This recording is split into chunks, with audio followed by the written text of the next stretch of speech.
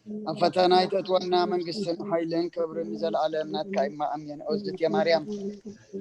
بنا قدس جبريل ملاك سلام لك الله لنا خدن قليخي بسقاخون دنقليخي أدي جابير سواد بيتا سراوي سلام لك الله نسخت كأن السبرتيخي فركرس ومرخ يوم تسقى جابير بساقي يوفس قدس والكي حتياتنا خسر يلنا نفت ودق إيس كورساس من تانا محرت لمن لنا أمين ناين الصحات صلوات وقويتا أبزا معت زياد إني غابتك باركم بحسابكم كل هواساتنا زحط أنا ينسخرفهم مفكر سبن سلازخون كا من تقدس مكايلك تعرقنا نحدقلنا وأملاك بسلام كن حضر سلامة وتليتهابنا أبزا نايدك أس قدينا كل شنكتنا تاقورنا كاب كل غفعات كاب كل فتنات سلا أنك حلونا خا ناي سلام ملأكال أخلنا سقام برحر حيان يتب مفكر سب بزخونة حدا ودخا ويتانا أملاقنا مدعنا يسكر سوس يتبوؤون مسؤون كبرن وداسيان قرمان زلكا معرخة مزخونة وهابيوات منفذ قدسن مسقانا يقبعك حجن نزل عالما أمين دحر نفس وكف ساعات زل صلوت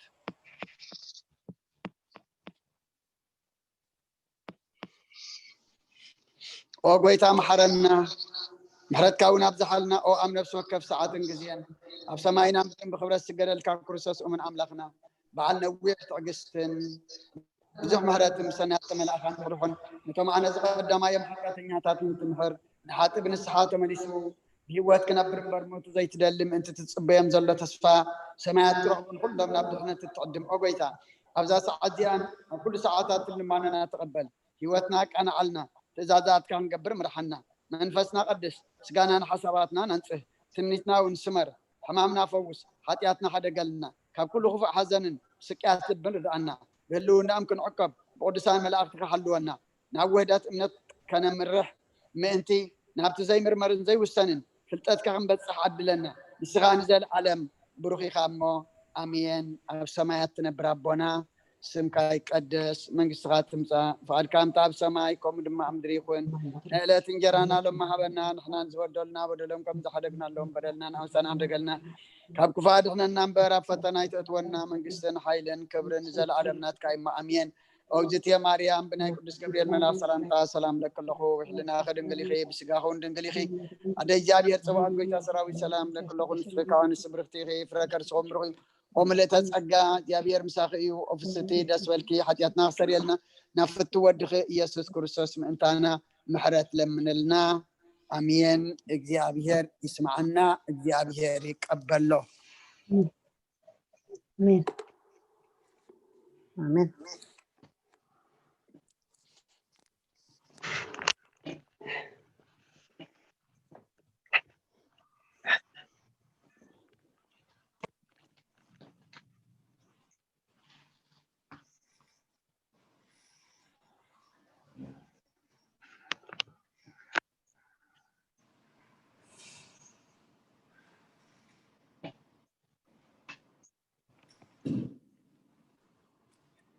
በስመ አብ ወመንፈስ ቅዱስ አሐዱ አምላክ ናይ እግዚአብሔር ቤተሰብ ስድራ አምላክ ከመይ ቀኒኹም እግዚአብሔር ይመስገን አንድ ቀኒኹም እግዚአብሔር ይመስገን በአካል ኣብ ዙርያ መቅደሱ ክንጋባእ እንደዘይከኣልና እኳ ነቲ ኣገልግሎት ናይ ቅድስት ቤተክርስቲያን ተገዲስክን ኩሉ ዕዮኹም ገዲፍክን ቅድሚ ንሕና ምጅማርና ኣቲኽን ምክትታልኩም ቅድስት ቤተክርስቲያን እሴተ ጻድቃን ኣስበተ ፍትሓን ይሕልኩም ትብላላ ንኩሎም በዚ ሰዓት እዚ ሕማም ምክንያት ኣብ ሆስፒታላት ኣብ ገዛውቶም ተደሚሶም ዘለው ተዋሲዑያን ፈጣሪና ሙሉእ ምሕረት ይግበረሎም ኣብ ፀበባ ኣብ ጨንቂ ኣብ ሽግር ንዘለው ረህዋ ሰላም ተሳነት ዕረፍቲ ይሃቦም ኣብ ቤት ማእሰርቲ ዘለው ፃዕራ ይቅረሎም ብሞት ስጋን ተዚና ገነት መንግስተ ሰማያት የዋርሶም ንዓና ከዓ ዘስተውዕል ኣምሪሁ ወዳእታና ይጠብቀልና ከም ፈቃድ እግዚአብሔር ኣብቲ ሒዝናዮ ዘለና ኣርእስቲ ጎዳእ ዘተ ኣብ ዝብል ኣርእስቲ ኢና ዘለና እዚ ርእስቲ እዚ ክልተ ቅንነ مسرانا نبات العربي على الجوان سلسلة على السنة بعد كت ينيرو سلسلة كمتي على السنة زرعنا يوم مريح على السنة نبعل معين ينيرو هذا المزيد مريح قال بخيمة الناس أنتنا يوم سكي كابو باي بعدين يكون قدمنا بنا الجمع هلاته زحالة عربي على السنة نايم نيرو اترستي كابي نسي نمنتاي علامة وي بخيمة تقيمنا لنفس وقت الناس فقادين يزغنكم تاتقصي تايت بالنيرا مريحة السنة نايب عالكم سيوهانس انتاي ناينا بإلنا وبسن دباي بسن داقل بسيطة كريستيان فقادين يزغنكم فقادين يزغنكم كابو باي يونسكي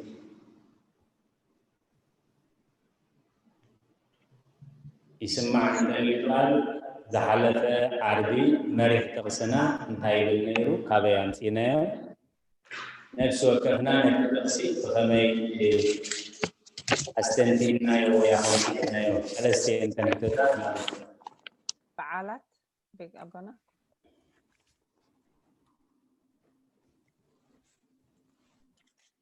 يأداو يزلو زمحواتي جرائم اللي خنقرون يوم فقادين يتهم قاب عليك كروبي مالتي قدمي يجن فقادي حيش مثلا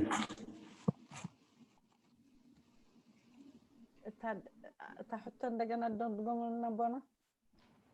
يسمع له حجي سمعكم الله عنك هو احنا قبر على حلوقن هو ايه كله من يجرب على يكون اسمه Aboykashi need to mute, otherwise there is really bad echo. اسكي اي سمع اخوان انسابيت قرب دمسي እና ቦይቀሺ ድምፂ ኣብቲ the same building ስለ ድኮነ ብዙሕ ኤኮ ኣሎ ኣብቲ ቢልዲንግ ደሎ ሚውት ክከውን ኣለዎ ኦኬ ጽቡቅ ናይ ዝሓለፈ ኣውደ ዓመትና ከም ሎም ዓርቢ በዓል ቅዱስ ዮሃንስ ነይሩ ሓደ መሪሕ ጥቕሲ ኣውፂና ብዛዕባ ኣብ በዓላት ኣብ ክንደይ ይኽፈሉ ብኸመይ ነብዕሎም ዝብል ናይቲ ኩሉ መሪሕ ጥቕሲ ሓንቲ ጥቕሲ ነይራህና እታ ጥቕሲ እንታይ ትብል ነይራ እታ ጥቕሲ ካበያ መፅያ ንሕና ኸ ብውልቅና ከመይ ኣብዒልናያ ከመይ ኣኾምሲዕናያ ከመይ ኣስተንቲናየን ሰለስተ እየን ማለት ፈቃደኛታት ዝኾንኩም ፈቃደኛታት ዝኾንክን ካብዘን ሰለስተ ዝመረፅኩሞ ሓንቲ ሕቶ ክትምልሱ ትኽእሉ ኢኹም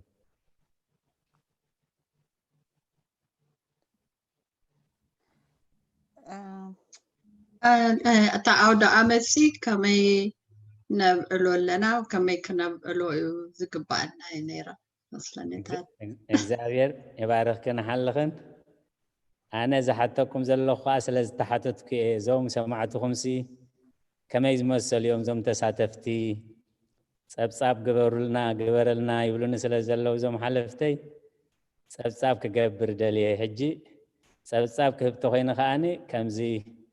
ናይ ካልእ እንታይ ሽሙ ናይ ዓለማዊ ነገር ዝኾነ ኣኻኺብካ ይትህብኒ ኢኻ ብሕሊና እኻ ዝበፅሐኻ ኢኻ ክትህብ ስለዚ እንታይ እያ ትብል ነይራ ክደግማ እየ እታ መሪሕ ጥቕሲ እንታይ ትብል ነይራ እያ ማለት ተኻላኣይቲ ካበይ መፅያ ምንጪ ናይታ መሪሕ ጥቕሲ ካበይ እያ መፅያ ንሕና ኸ ብኸመይ ኣኾምሲዕናያ ማለት ናይ እንስሳታት እዩ ናይ ሰብ ክነምፅእ ከለና ከዓ ንሕና ኸ ብኸመይ ኣስተንቲናያ ሕጂ ኣነ ዕዮ ስለ ዝተዋሃብኩ ነታ ዕዮ ክሰርሓት ኮይኑ ከዓ ብኣኻትኩም ብኣኻትክን እየ ክሰርሓ ማለት እዩ ኣልዕል ኣቢለ ተኸታተልትና ከምዚኦም ቁፅሮን ክንዲዚኦም ከምዚ ክብል ኣይክእልን እየ ማለት እዩ ኣውደ ዓመት ኣነላትኒ ክስታይ ኣብ ኣርባዕተ እንታይ ኢልኩምናሲ ዓይነት በዓላት ኣብ ኣርባዕተ ይክፈላ ይቕሬታ ጠጠው ከብለክ ህይወታ መሪሕ ጥቕስና እንታይ ይብል ነይሩ ምክንያቱ ኣብተን 8 ገጻት ዝኾነ ኣብቲ ርእሲ ናይቲ ዓንቀጽ ዝተደጋገመት ጥቕሲ ነይራ ማለት زي ما تنجيرا بعل نبعل እግዚአብሔር መስገን መን ክብል አይሰማዕኻን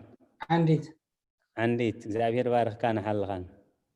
አሜን ዘይ መፀፀን ጌራ በዓልና ነብዕል ያትብል ነራ ማለት እጂ መሪሕ ጥቕስና ንብላ ኣብ ትሕቲኣ እዩ ትዝመፅእ በዓላት ኣብ በዓልቲ በዓላት ንምንታይ ዕላማ ገለ ዝብል ካብ መሪሕ ጥቕሲ ናይታ ኣብ በዓል ቅዱስ ዮሃንስ ዘብዓልናያ ብዘይ መፀፀ እንጌራ በዓልና ነብዕል ያትብል بحنسب لنا هو صبو عنديت እግዚአብሔር ባርክ ካን ሓልኻን نخلكم توم زفتنكم كا እግዚአብሔር ባርክኩም نحلكمن يحلخنن تخلعيتي منشي نايتا عنديت كأخلك إن خالو تعدل كنبينا كم ترخبا سلازفلتك يا مالتي إتا منشي كاوي مسيات تخلعيتي هراي أنا قرط صمري أنت عش أنا صمري ناي أبو عودي زون كوميتيت مرتخ قاصعني يا مالتي عودي كستاي دا عودي لعلم مسواتي دا تخليتي دحان كدق ما تحسب من البات حتى يدناغركم قالو مثلني اتا تقسي كابي مسيا منچنا اتا تقسي مالت اتا تقسي ابيناي كفل مصحف قدوس يازلا خابي يا مسيا يزبل زلو او كابي قداماي قرنطوس صبو حمشته معرف حمشته قطر شمنته معرف حمشته قطر شمنته زابير بارخكن حلخن اوكي ثانك يو هرايت حنت يا تريفاتنا ماشي بخمي ابعلنا يا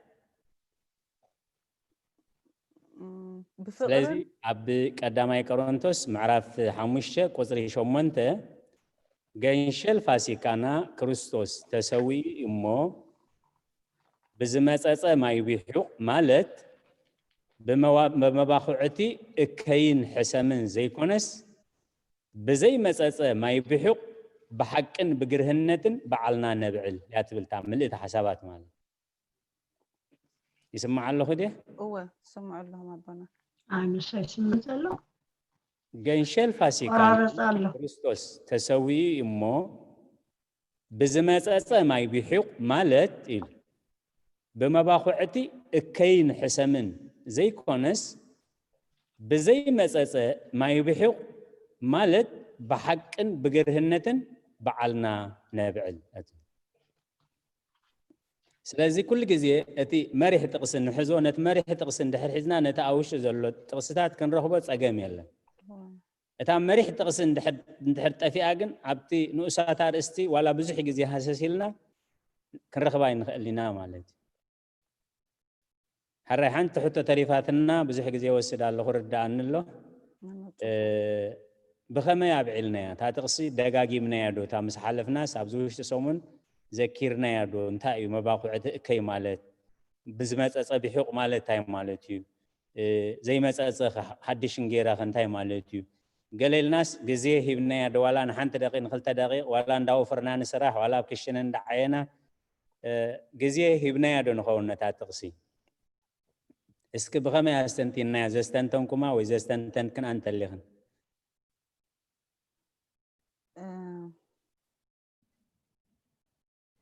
تي زخنا بعل كنا بعل كلام نخال عدل غريتها نخال عدل كهبيه ما هي افن زي كفتخ الله بزح سلا تساتفوا እግዚአብሔር ባረክ كنا حلخن اسك زم زي تساتفنا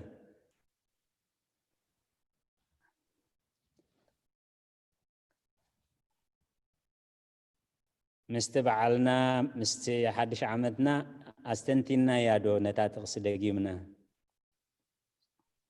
وي قال نعوز مسل نتا بعال زملكت ارستي كاب قال زابير امسينا استنتينا دو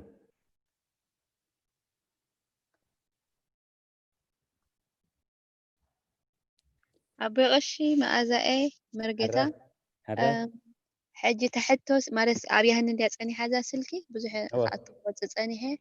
تحتوسي በዓል ቅዱስ ዮሃንስ ብኸመይ ኣብዒልናዮ ድያ ከማ ድያ ተሕቶ ወላ ከመይ أوه بخماي عليك يعني تقص إن ذكرناس نتبعل بخماي أبعلنا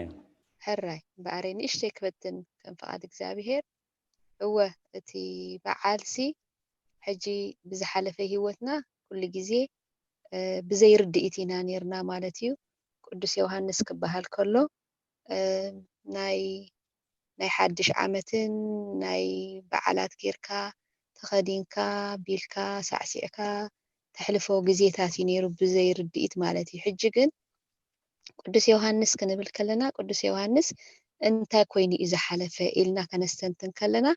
ሓቂ ብምዝራቡ ሰይተሓውኻ ከተእቱ ኣይትኽእልን ኢኻ ኢሉ በዚ ምክንያት ከም ዝተሰየፈ ከም ዝተሰወአ ክሳዱ ከም ዝተቆረፀ እሞ ነቲ በዓልቲ ብምግያፅን ብጭፈራን ዘይኮነ እቲ መስዋእቲ እቲ ሓቂ ምዝራብ ኣብቲ ዘለኻዮ ዓላማ ሓቂ ተዛሪብካ ንኽትከይድ ኣነ ሕጂ እፈሊጠ እያ በቃ እዛ ናይ ቅዱስ ዮሃንስ ሕጂ እታ ትርጉማ ቢለያ ማለት እዩ ቅድሚ ሕጂ ግን ዋላ ሓንቲ ኣይፈልጣን ነይረ ስለዚ ኣብ ሂወትና እቲ ሓቂ እቲ እዩ ኣይኮነን ኢልና ክንዛረብ ሓቂ ስለተዛረበ ከም ዝተሰየፈ እዚኣ ተማሂረ ኣለኹ እዚኣ ሎም ዓመት ማለት እዩ እግዚአብሔር ባርክና ሓለኸን ብጣዕሚ ፅቡቅ ስለዚ ስለ ቃላት እግዚአብሔር ዝተመስገነ ይኹን እታ ናይ ዝሓለፈ ኣምፅየ ኣለኹ ብዘይ መፀፀን ጌራ በዓልና ነብዕል እያ ትብል ማለት እዩ ምክንያቱ ንምንታይ ኩሉ ዘይተፃሓፈ ሓደ ኣብቲ ዘለና ቦታ ክሕዝ ስለ ዝኾነ ካልኣይ ከዓኒ ነታ ምንጪ ናብታ ምንጪ ክንበፅሕ በዛ ጩራ እዚኣ ጌርና ነታ መፅሓፍ ቅዱስ ገንፂልና ነቲ ምዕራፍ እንተተኻእልዩ ነቲ ምዕራፍ ነቲ ርእስቲ እንደዘይከኣኢሉ ከዓ ነታ ቁፅሪ 8 ብምልእታ እንድሕር ኣብኡ ከይድና ኣንቢብናያ ምስቲ መፅሓፍ ቅዱስ እቲ ምርኻብና ዓብይሎ ማለት እዩ ስለዚ በዓልና ነብዕል ዝብል ዘሎስ እንታይ በዓል እዩ ነብዕል ደየለናን ከምዚ ሓብትና ክትብሎ ዝፀንሐት ካየ በዓልና ደሕሊፍና ኢና ብስጋ ነብዕሎ ብሕሩድ ነብዕሎ ብጓይላ ነብዕሎ ብከምዚ ነብዕሎ ኩሉ ግዜ እንዲና ነብዕል ዘለና ሕጂ እንታይ ስለ ዝተረኸበ እዩ በዓልና ነብዕል ዝብል ዘሎ ዝብል ክመፅእ ስለ ዝኽእል ስለዚ ንኸምኡ እያ እታ መሪሕ ጥቕሲ ኣብ ኩለንተን ኣብ ሓንቲ ጥቕሲ ምስ ፀሓፍናያ ኣይሓለፍናያን ኣብ ነብሲ ወከፍ ስላይድ ክንሓልፍ ከለና እታ ጥቕሲ ተደጋጊማ ምክንያቱ ሄድ ሌተር ኮይና ስለ ዝተፀሓፈት ክትፀሓፍ ከላ ኣብ ኩለንተን ስላይድ ትመፅእ ነይራሳ ማለት እዩ ሕጂ እሳይ እታ መልእኽቲ ናብዚኣ ንክንጥምት ምእንቲ ነዚኣ ክትርዳእና ምእንቲ እሞ በዓል ክበሃል ከሎ ሃይማኖታዊ ይኹን መንግስታዊ ይኹን ህዝባዊ ይኹን ናይ ግሊ በዓል ይኹን በዓል ዕለተ ልደት ይኹን ናይ መርዓ ይኹን ናይ ጥምቀት ይኹን ዝተመረቕናሉ ይኹን ካብ መዓት ዝወፃና ዝኾነ ንገብሮ ኣብዛ ኣርእስቲ እዚኣ መስመር እዚኣ ንክትሕዝ እዩ ማለት እዩ ስለዚ ገንሸል ፋሲካና ክርስቶስ ተሰዊኡ እሞ እዩ ብዝመፀፀ ማይ ብሕቕ ማለት ብመባኽዕቲ እከይን ሕሰምን ዘይኮነስ ብዘይ መፀፀ ማይ ብሕቕ ማለት ብሓቅን ብገርህነትን በዓልና ነብዕል እያ ትብል ነይራ ስለ ቃላቱ እግዚአብሔር ዝተመስገነ ይኹን ስለዚ ኣብቲ ግዜ ዝረኸብናሉ ግዜውን ዝወስድ ኣይኮነን ዋላ ካልእ ስራሕና እናሰራሕና ዋላ መገድና እናኸድና ዋላ ድራይቭ እንዳገበርና ከነስተንትኖ ስለ ንኽእል እቲ ዝበፃሕናዮ ብርድኢት ክኸውን ምእንቲ ኣብ ሂወትና ከዓ ለውጢ ከምፅእ ምእንቲ ብከምዚ ክንሕዞ ደጊመ ምስ ናይ ቅሬታ ይሕብር ስለዚ እዚ በዓል ነብዕል ዝብል ሰፊሕ ኣርእስቲ እዩ ኣብ ሓደ ምሸት ዝውዳእ ኣይኮነን ንኩሉ በቢግዜኡ ክንገብሮ ስለ ዘለና ግን ናብታ ኣርእስትና ምእንቲ ሓደ መዕለብ ከነብፅሐን ናብታ ኣርእስትና ክንኣቱ ኢና ማለት እዩ ይስማዕ ኣለኹ ደ ትስምዑ ኣለኹም ኣቦና ሕራይ ኣብታ ናይ ኣብ በዓላት ብዙሕ ሕቶ ብዙሕ መልሲ ክህልወና ይኽእል ዝኾነ ነታ ሒዝናያ ዘለና ኣብ ሓደ ምዕራፍ ከነብፅሓ ምእንቲ ብኣ ክንጅምር ኢና ናይ ሎሚ ክልተ ቅነ ጎዳኢ ዘተ ኣብ ዝብል ኣርእስትና 7 ንኡሳት ኣርእስቲ ርኢና እዚ شوعات نؤسات هارستي كمزي أب سكرين تري وزلهم زبزحوا رينا يمينا نذكرهم خون تسفان قبر ملاي قداء زته منشي قداء زته نقداء زته نابسناي أنفت مقنع نخنع قنعو عقم زي بلنا نتخينو ناب عقمن مويان بقعتن زلوهم حدري مهاب مس زي عرة كابو مرحاق نزي فلوتو خي قدو مخر مهاب كم فقال እግዚአብሔር ቅንዕ ውሳኔ መወሳን እዚአን ምናልባት በሓደ ክንህሉ ዘኪርና ኸውን ተስፋ ገብር መብዛሕተን ርኢና ኢና ቁርብየን ተሪፈናና ዘለዋ ማለት ንመዘኻኸሪ ኣብዘን ቁርባት ንብለን ኣብቲ ዝሓለፍናዮ ዝያዳ ተወሳኺ ሓበሬታ እንተልዩ ኣብታ ናይ ጉባኤ ግዜ ምስ በፃሕና ዕድል ክህልወና እዩ ዕድል ክትሓትኹን ተወሳኺ ሓሳብ ክትህቡ كم فقط እግዚአብሔር በፂሕናዮ ዘለና ግን ነትእከይ ደኣ ብሰናይ ጌርካ ሰዓሮ እምበር በትእከይ ኣይትሰዓሪ ኣብዚያ ደው ኢልና ነርና ብዝሓለፈ ግዜና ማለት ስለዚ እዛ ርእስቲ እዚኣ ኣብቲ ነቲ ጎዳእ ዘተ ናብ ሰናይ ኣንፈት ምቕናዕ ኣብ ዝብል ኣርእስቲ እዩ ማለት ምናልባት ኖት ዝሓትና እንተሊና ኣብዚ ኣይና ጠጠው ኢልና ነርና ተሪፈ ኸውን ክእል ሓሊፈ ኸውን ክእል ከዓ ካባኻትኩም ሓበሬታ ክደልየ ስለዚ ካብቶም ንጎዳኢ ዘተ ንጎዳኢ ኩነታት ብትሕትና ብፍርሃት እግዚአብሔር ናብ ሰናይ ዝመለሱ ኣብነት ርኢና ማለት እዩ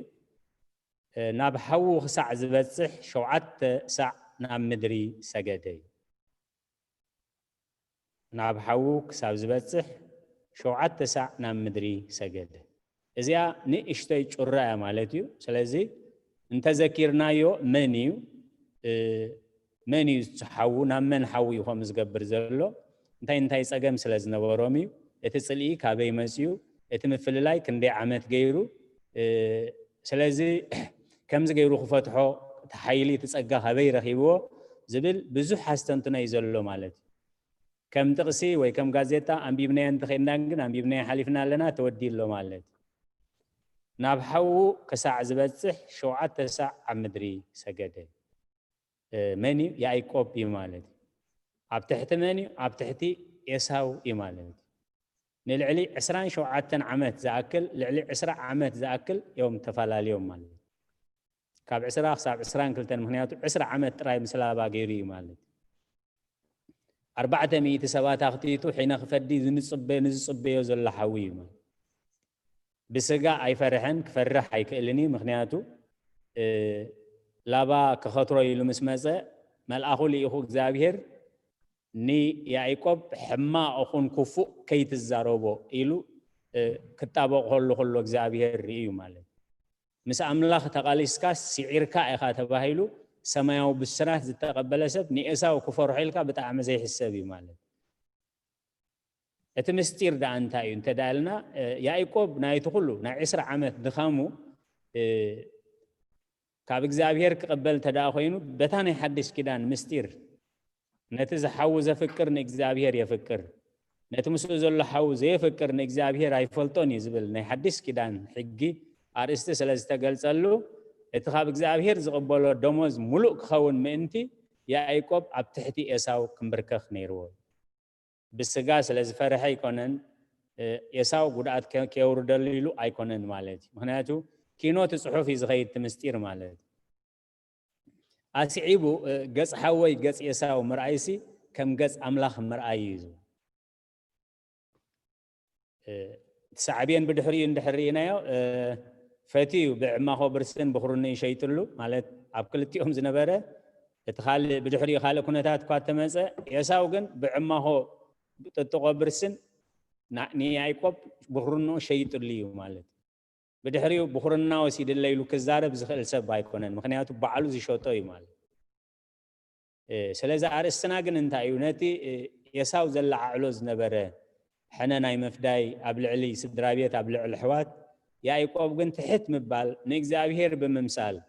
ባህሪ እግዚአብሔር ወሲዱ ፍጹም ትሕት ኮይኑ ነቲ ቁጣዓ ናይ ኤሳው ኣህዲእዎ ማለት ስለዚህ ንምንታይ ዝርእስትና ሎሚ ኸም ዝመሰለ ብውሽጥን ኣብ ደገን ኣብ ስራሕን ኣብ ገዛን ኣብ ቤተ ክርስቲያን ይኹን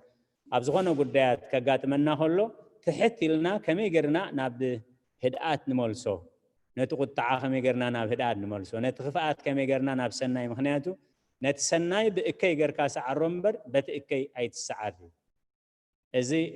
ናይ ሮሚ ምዕራፍ 12 ካብ ሓደ ጀሚሩ ፍቅሪ ብዘይግብዝና ይኹን ዝብል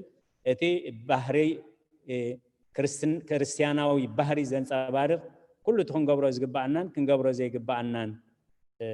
ኣምፂኡ ኣብ መወዳእታ ግን ነቲ እከይ ብሰናይ ጌርካ ሰዓሮ እምበር በቲ እከይ ኣይትሰዓር ይከኣል ዶ ወይ ይከኣል ያዕቆብ ነቲ 10 ዓመት ምክንያት ስደት ዝኾነ ኤሳው ሓው ትሕት ብምባል ስዒርዎ ጽቡቕ ብምዝራብ ስዒርዎ ጽቡቕ ብምግባር ስዒርዎ ስለዚ ንሕና እውን ብኡ ጥራይ ደቂ ኣምላኽ ክንከውን ናይ ሕሊና ቅሳነት ክንረክብ ኣብ ቅድሚ ኣምላኽ ግደ ክህልወና ምእንቲ በዚ መገዲ እዚ ክንከይድ ቅዱሳን ኣቦታት ነዚ መሪሖምና በዚ ነቲ መገዲ ሪኦምና እያታ ርእስቲ ማለት ብድሕሪኡ ዘሎ ናይ ዮሴፍ እዩ ንዘሸጥዎ ኣሕዋቱ ኣብ ዘፍጥረት 20 ይረአየና ህሉ ትስክሪን ይሕዋቱ ብፍላይ ኣቦኦም ያዕቆብ ብምስመተ ነቦና ከየጉሂሉ እምበሪ ክንዲዚ በደል ኣውሪድናሉ ስቂሉ ሒነ ከይፈደየ ስቃይ ይብልን ክንዲዚ ስልጣን ሒዙ ብግብፂ ኢሎም ይሽቅረሩን ፈርሑን ስለ ዝነበሩ ኣግሂዶም ከዓ ድሕሪ ቦና ሒነ ከይትፈድየና ኢሎም ምስ ተዛረብዎ እስኻትኩም ንኽፉእ ሓሲብኩም እግዚኣብሔር ግን ንሰናይ ሓሲቡ ከምዚ ሕጂ ኮይንዎ ዘሎ ነብሳት ከድሕን ምእንቲ ስለኹም ኢሉ እግዚኣብሔር ብኢድኩም ገይሩ ሸይጥን እምበር እስኻትኩም ኣይሸጥኩምንን ስለዚ ንዓኹም ይኹን ንስድራኹም ይኹን ንጥሪትኩም ይኹን ክካናኸንን ኢሉ ኣፍቀሮም ኢሉ ስለዚ በዚ ከዓ ዮሴፍ ጻድቕ እናተባህለ ዝንተወሉ ወይ ብክብሪ ዝዝከር ዘሎ ማለት ብድሕሪኡ ግብረ ሐዋርያት 7:60 ዘሎ ክሳብ መወዳእታው እንትኾነ ነቲ እከይ ብስጋውን እንደዘይተኻእለ እቶም እከይ ዝገብሩ ብነብሲ ከይጠፍኡ ምእንቲ ናብ ኣምላኽ ከነማሕፀኖም እውን ቅዱሳን ኣቦታትና ምሂሮምና እታ ናይ መወዳእታ እስጢፋኖስ ዝበላ እታ ግብረ ሐዋርያት 7:10 ትብል ዘላ ተንበርኪኹ ከዓ ኢሉ ወእግዚአብሔር ነፍሰይ ተቐበል ናቱ ምእንታኻ ክብል ቅጥቀጥ ኣለኹ ምእንታኻ ክብል ሰማዕትነት ወስድ ኣለኹ እንተይሉ ናብ ትዕቢት ስለዝኸይድ ትዕቢት ከዓ ደገ ሰማያት ስለዝዓፁ ወእግዚአብሔር ኣምላኽ ነፍሰይ ተቐበል ኢሉ ብዛዕባ ነብሱ ምስ ጸለየ ደድሕሪኡ ዝገብርዎ ኣይፈልጡን እዮም እሞ ወኣቦይ ይቕረ በለሎም ስለዚ ነቲ ብስጋ ዝገበርዎ እከይ ብነፍሲ ተነሲሖም ክድሕንሉ ምእንቲ እስጢፋኖስ ከምቲ ጎይታ ኢየሱስ ክርስቶስ ኣብ መስቀል ዝገበሮ ኣብ መስቀል ኮይኑ ማለት ኣብ መከራ ኮይኑ ብእማን ንዝጭፍጭፍዎ ዝነበሩ ዓፃፅምቱ እናተሰብረ ከሎ ከምዚ ኢሉ ነቶም ብዳርባ እምኒ ዝጭፍጭፍዎ ዝነበሩ ናብ ኣምላኽ ኣማዕቂብዎም ስለዚ እዚኦም እዮም እቶም ከመይሎም ከም ዝነበሩ ከመይሎም ከም ዝሞቱ ርኢኹም ኣሰር እምነቶም ሰዓቡ ዝበለና ኣብ ግብረ ሐዋርያት ምዕራፍ 13 ቁፅሪ 7 እዚኣቶም እዮም ማለት መገዲ እዚኣቶም ተሲዒብና ኣሰር ቅዱሳን ኣቦታትና ንኸይድ ኣለና ውሉድ ኣምላኽ ከዓ ክንከውን ኢና ማለት ካብዚ መስመር እዚ ንኸይንወፅእ እቲ ዕላማ ሕጂ ንገጽካ ከዓ ከም ገጽ ኣምላኽ ከም ዝርኢ ርአያ እየ ኣብታ ቀዳመይቲ ኣብ መንጎ ዮሴፍን እስጢፋኖስን እየቲና እታ ጥቕሲ ናብታ ላዕለይቲ ተመልሽና ኣለና ማለት እዩ ንምንታይ እዩ ንዓዓ ዘስምረላ ዘሎ ንገጽካ ከዓ ገጽ ኣምላኽ ከም ዝርኢ ርአያ እየ ኤሳው ሓንቲ ቃል እውን ኣይተዛረበን ኤሳው ድንን ኢሉ ንያዕቆብ ሰላም ኢልዎ ዝብል ኣይተጻሕፈን እሱ ስለ ዝኾነ ከዓ ኣብ መዝገብ ቅዱሳን ኣቦታት ሽሙ ዘይተጻሕፈ ማለት እዩ ድሕሪኡ ዘሎ ጥቕሲ ጎይታይሲ ቀቅድ ምግሊኡ ዳ ኣይሕለፍ ሕጂ እውን ያዕቆብ እዩ ማለት ጎይታይሲ ቀቅድ ምግሊኡ ዳ ኣይሕለፍ ጎይትኡ መን ምዃኑ ይፈልጥ እዩ ጎይታይ ዝብሎ ዘሎ ኒ ኤሳው ሓዊ እዩ ማለት ገሊኡ ዝብሎ ዘሎ ንገዛእ ርእሱ እዩ ማለት ስለዚ እዩ ቃል እግዚኣብሔር ከዓኒ ከምስቶም ኣብ እምነት ዘለው ብጥበብ ተመላለሱ ዘረባኹም ብጨው ዝተቃመመ ብጸጋ ዝመልአ ይኹን ዝብለና ማለት ኣብ ምድሪ ከነኣን ናብ ዘላ ከተማ ሰኬም ብድሓን ኣተወ ስለዚ ነዚ ሁሉ ናይ ኤሳው አዳሊዎ ዝነበረ ኣብቲ በረኻ ኣዳሊዎ ዝነበረ ናይ ኩሉ ነገር ገይሩ በዚ ምክንያት እዚ ናብታ ክምለሳ ዘለዎ ርስቲ እግዚአብሔር ነቦና አብርሃም ዝመሓለላ መሓላ ነቲ ብላባ ይኹን ብኤሳው ይኹን ተፃዊድሉ ዝነበረ መፃወድያ ብሓይልን ብኻልእ ጎነፅን ዘይኮነ ትሕት ብምባል ብሰላም ኣብ ምድሪ ከነኣን ናብ ዘላ ከተማ ሰኬም ብድሓን ኣተወ እዛ ሰኬም ትብል ከተማ ብዙሕ ታሪክ ዘለዋ እያ ማለት ስለዚ ጴጥሮስን ስምዖን እቲ ጠንቋልን ኢሉ ኣብ ግብረ ሐዋርያት ምዕራፍ 8 ካብ 18 ክሳብ 24 ስምዖን እቲ ጠንቋሊ ወይ ንሐዋርያት ብገንዘብ ኣታሊሉ ማዕርግ ክቅበል ገንዘብ ሒዙሎም ምስ መፀ ንሳቶም ነቲ ሓቂ ምስ ገለጹሉ ግን ገለ ነገር ተረቲዑ በተቃል ማለት እዩ በተቃል ተረቲዑ እንታይ እዩ ዝብሎም ካብዚ ኩሉ ዝበልኩሞ ከይበፅሓንስ ጸሎት ግበሩለይ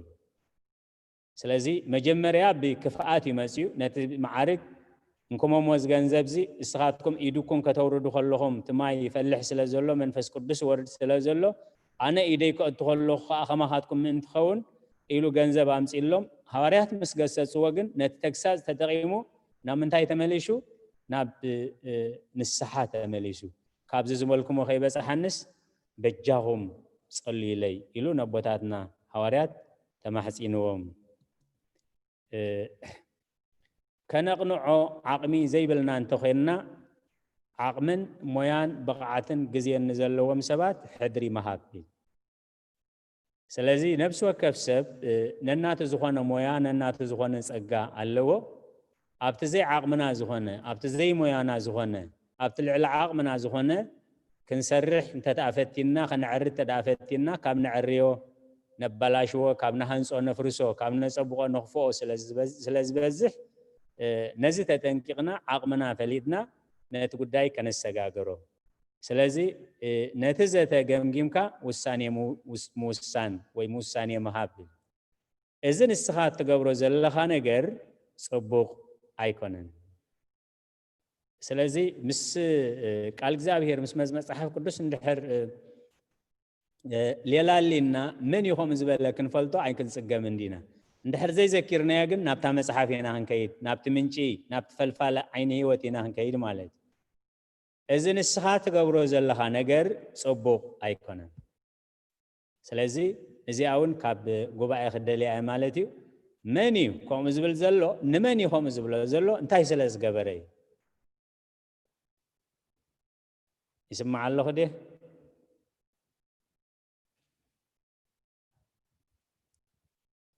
እዚ ንስኻ ትገብሮ ዘለኻ ነገር ጽቡቕ ኣይኮነን ዝበለ መን እዩ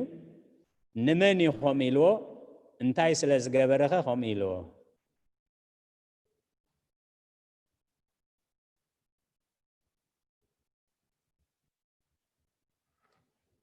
حراي كاب قبائل سبز الله سمع انت اللي هنا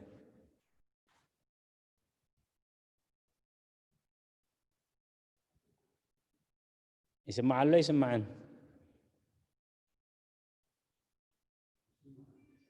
سمع لهم أبونا حراي أبونا مدهاني علم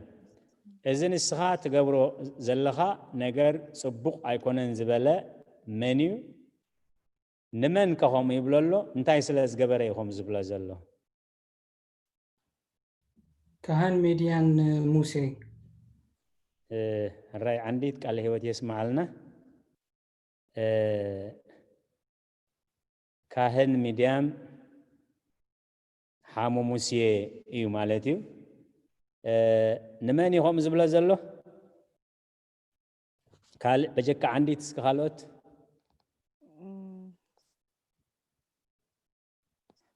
نعون نتهزبن مسؤول الله الرأي بغتي يوترو كاهن مديام حامو موسى ايو إذن استخات قبرو زلخا نجر صبوق ايكونن زبلا زلو نماني نموسى لي بقى تغكل قال هو يسمع لنا أدي أبابا الراي قال هيوت يسمع لنا نموسي حج انتاينا نمهار كابزي موسى تراسب ايكونن مس املاخ ززرارب معلتا وقص املاخ زري دمص املاخ زسمع سبي حجك تراسب نيرو እንደዝኸውን يترون دفيرو اي متزاربون انا مس املاخ እንዳተዛረብኩስ እስኻ ከምዝ ክትብለን እንታይ አፍሊጥካ ምበለ ከማን እንደዝኸውን ማለት ስለዚህ ቶም አቦታት ቤተክርስቲያን ዝባሃሉ ከምት ብዝሓለፈ ግዜ ዲያቆን ሓውና ሮቤል ዝተማሃርና አቦታት ቤተክርስቲያን ዝባሃሉ ከማና ታራሰ ደቅ ተሻዓተ ወርሒ ካብ ሰብአይን ሰበይትን ዝተወልድዮም እቲ ዘድል ግን ህይወት እትንሳቶም ዝኸድሉ ዝነበሩ ህይወት እዩ ማለት ስለዚህ እዚ ንስኻ ትገብሮ ዘለኻ ነገር ጽቡቕ አይኮነን ምክንያቱ ተሓጋገዝታ አይነበርዎን ሙሴ زعبه يخون زناس يخون قلع يخون سبيت يخون منفسا يخون سقا يخون كلنا ويزمس سخاء حدا سبي مالت كساب صحي زعرب تطويلي وعل نسو يعرفن حزب فتحي ركبن قال سراح سراح يقالن سلازي يترو كاهن يترو حمو موسى نزم سرايه اذن السخات غبر زلخا ነገር ጽቡቅ አይኮነን سلازي እንታይ ማለት ካይኻይሉ መስበሎ እቲ ገሊጽዎ ማለት ሙሴ ነጥቃል ከይተቀበለ ኸይነጸገ ናብ እግዚአብሔር መስቀረቦ ኣብ እግዚአብሔር ካ ቅቡል ኮይኑ ረኺብዎ ማለት ስለዚህ ንመፍትሒ ጸገም ሐቀኛ እማመ ምቅራብ ቢሉ ስርዓታትን ሕግታትን መሃሮም ዝኸዱላ መገዲ ዝገብርዎ ግብርን ከአንገሮም እጅት ሙሴ ክገብሮ ዘለዎ ናቱ ግደይ ማለት نسخة خاب كل حزبي كالتي نእግዚአብሔር ዝፈርሑ ሰባት እሙናት ረብሓ ዓመጻ ዝጸሉ ሰባት ሕረይ ምስ እግዚአብሔር እንዳተዛረበ ሆሎ እዚ መልእኽቲ እዚ ግን ካህን የትሮ ሓሙኡ ዝመጾ ዘሎ ማለት ክንዲ ሙሴ ዝኣክል ዓብነ ኣምላኽ ሰብ ማለት ክንዲ ሙሴ ዝኣክል እንድሕር ከምዚ ምኽሪ ዘድልዮ ኮይኑ أنا نسخاتكم من قبل علينا خون قبل تحتينا قبل كنا خون قبل زخنة مخري كمان سخلو ني أملاخ مخانو على لينا كن قبلو ني أملاخ عند زي كوينو علينا خنس جو كل التعدل على الناي سرعتاتن حقتاتن مهرم زخدلو مجدن زقبروا قبرن كأنجرهم أزياتا موسيك قبر زلوا مالتي سلازي سبات كمرز على سبات كمرز التخينون كأخذ فتوى أخذ قربني زي كنا ملك عوسي مالتي قدامي كألتي موياز اللون سرح بموياز السرح موياز اللون نأملاخ زفرحو أمونات ربح عمس عزيزالو سبات حري أبوتاتنا فتح منفساون نزن 4 نجارات زيادة كم مريح تغسقيرو ما قميت أمنا اللو مالتي نتز غربة مفتحي إما ما تقبلك أب قبر موعال موسى دما قال حمو سمعوا زبلوا خلو قبري انتاي غيرو حلقة 10 حلقة 5 حلقة 100 حلقة الشح سريعو نستعرفو اتقداي تخفافيلو اتوم سبات انفزو زبل زنبارو فتح اليوم قدايم تفتح اللهم سرهم كجورو كيلوم سلازي تارستنان وسارستي كنوع عقم زي بلنان تخيرنا عقمن مويان بقعتن جزيان نزلوا مسبات حدري مهاب سلازي نتعيوم مسكافا فلو سرعتاتن حقتاتن مهرومي لو كاب زابير تقبلو زابير كم زيبلكم الله يبلوم زخدوا لا مجدن زقبروا قبرن كأن قروم يتخلى أب تحت زلوا عيوجن مدبلو ختمدب كل خاني ما مدب بمخنيات غيره مالتي ملكعي كالتي إلو نجزابير زفره أمونات ربح عمسا زسالو سلقالاتو جزابير استمسكنا يكون سلازي أب 14 مسبس إحنا كاب 10 شوعة جميرنا بمولوتي أرستلو مالتي موسى دما قال حمو موسى سمعوا زبلوا كل جبر أقدموا جن أبكر ما أملاح قبول مخانون أب أملاح أقربوا يمالت كهن يترو حموي كمز خمزي بلن الله أزيو أملاح فقط كادي أيقونانيلو ناب زابير ኣብ ደብረ ሲና ደይቡ ብጾምን ጸሎትን ናብ እግዚአብሔር ኣቕሪብዎ እዚ ሙሴ የትሮ ሓሙሃ ዝብለካ ዘሎ ትኽክል እዩ ኣብ ግብራ ውዕሎ ዝብል መልእኽቲ ካብ ኣምላኽ ምስ ኣረጋገጸ ከምዚ ዕዮ ኣምፂኡ ነቲ ጉዳይ ፈቲሕዎ ማለት እዩ ስለ ቃላቱ እግዚአብሔር ዝተመስገነ ይኹን ስለዚ በዚ መገዲ እዚ እንተዳ ኸይድና ሎሚ ግጭት የለን ባእሲ የለን ጸርፊ የለን ምፍልላይ የለን ካብዚ መስመር እዚ ስለ ዝወፃና እዩ ዝኹሉ ሽግር ዝመጽእ ዘሎ ማለት እዩ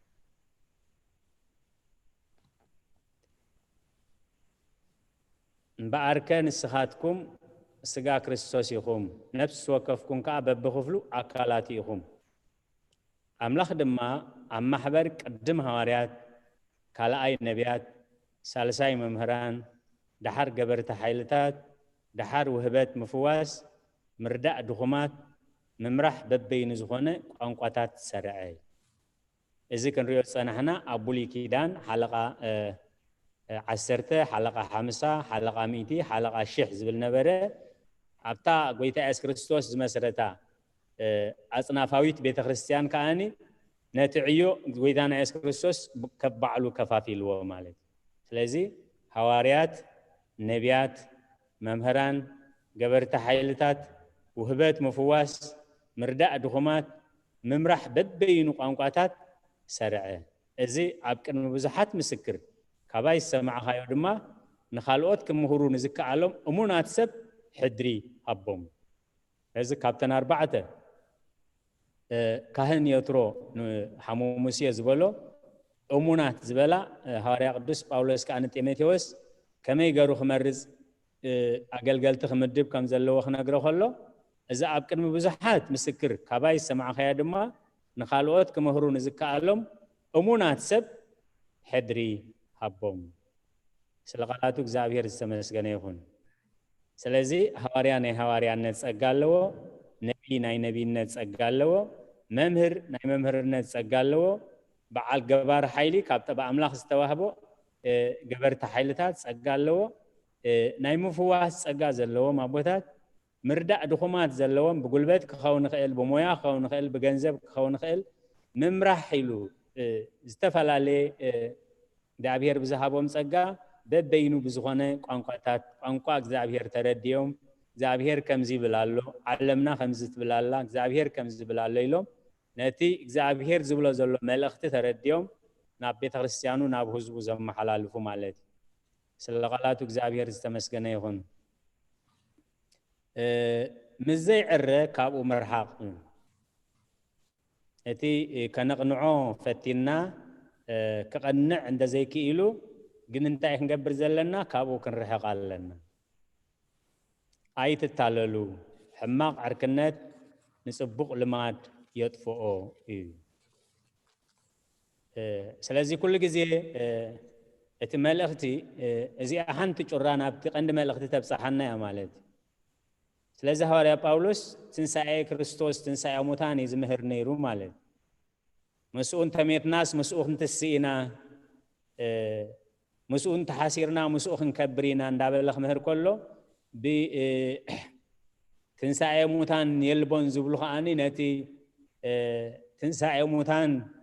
يلبون زبل علامون كبلو تنسى موتان يلن نبلع عنسته ابز مدر زطراي تحقوسو دلا يكون غبرو نابلو نتي تنسى موتان افريسومسي كال ددحريو نافروسي يمصنيرو مالتي اب سب كورنثوس ስለዚህ አይትታለሉ ሕማቅ ዕርክነት ንጽቡቕ ልማድ የጥፎይ ስለዚህ ሐዋርያ ቅዱስ ጳውሎስ ኣታ ናይ ኣምላኽ ሰብ ንስኻ ገና ካብ ዝኹሉ ህደም ደድሕሪ ጽድቂ ኣምልኾ እምነት ፍቕሪ ትዕግስቲ ህድኣት ሰዓብ ካብ ምንታይ ኢኻ ሃድም ኣብ ላዕሊ ዘርዚርዎ ኣሎ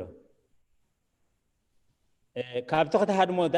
ዘለካ ሃዲምካ ናብ ተኸትበጽሖ ዘለካ እንደዘይ በጽሕካ ኣብ ሓዲቅ ጠጠው ኢልካ ኣለኻ ማለት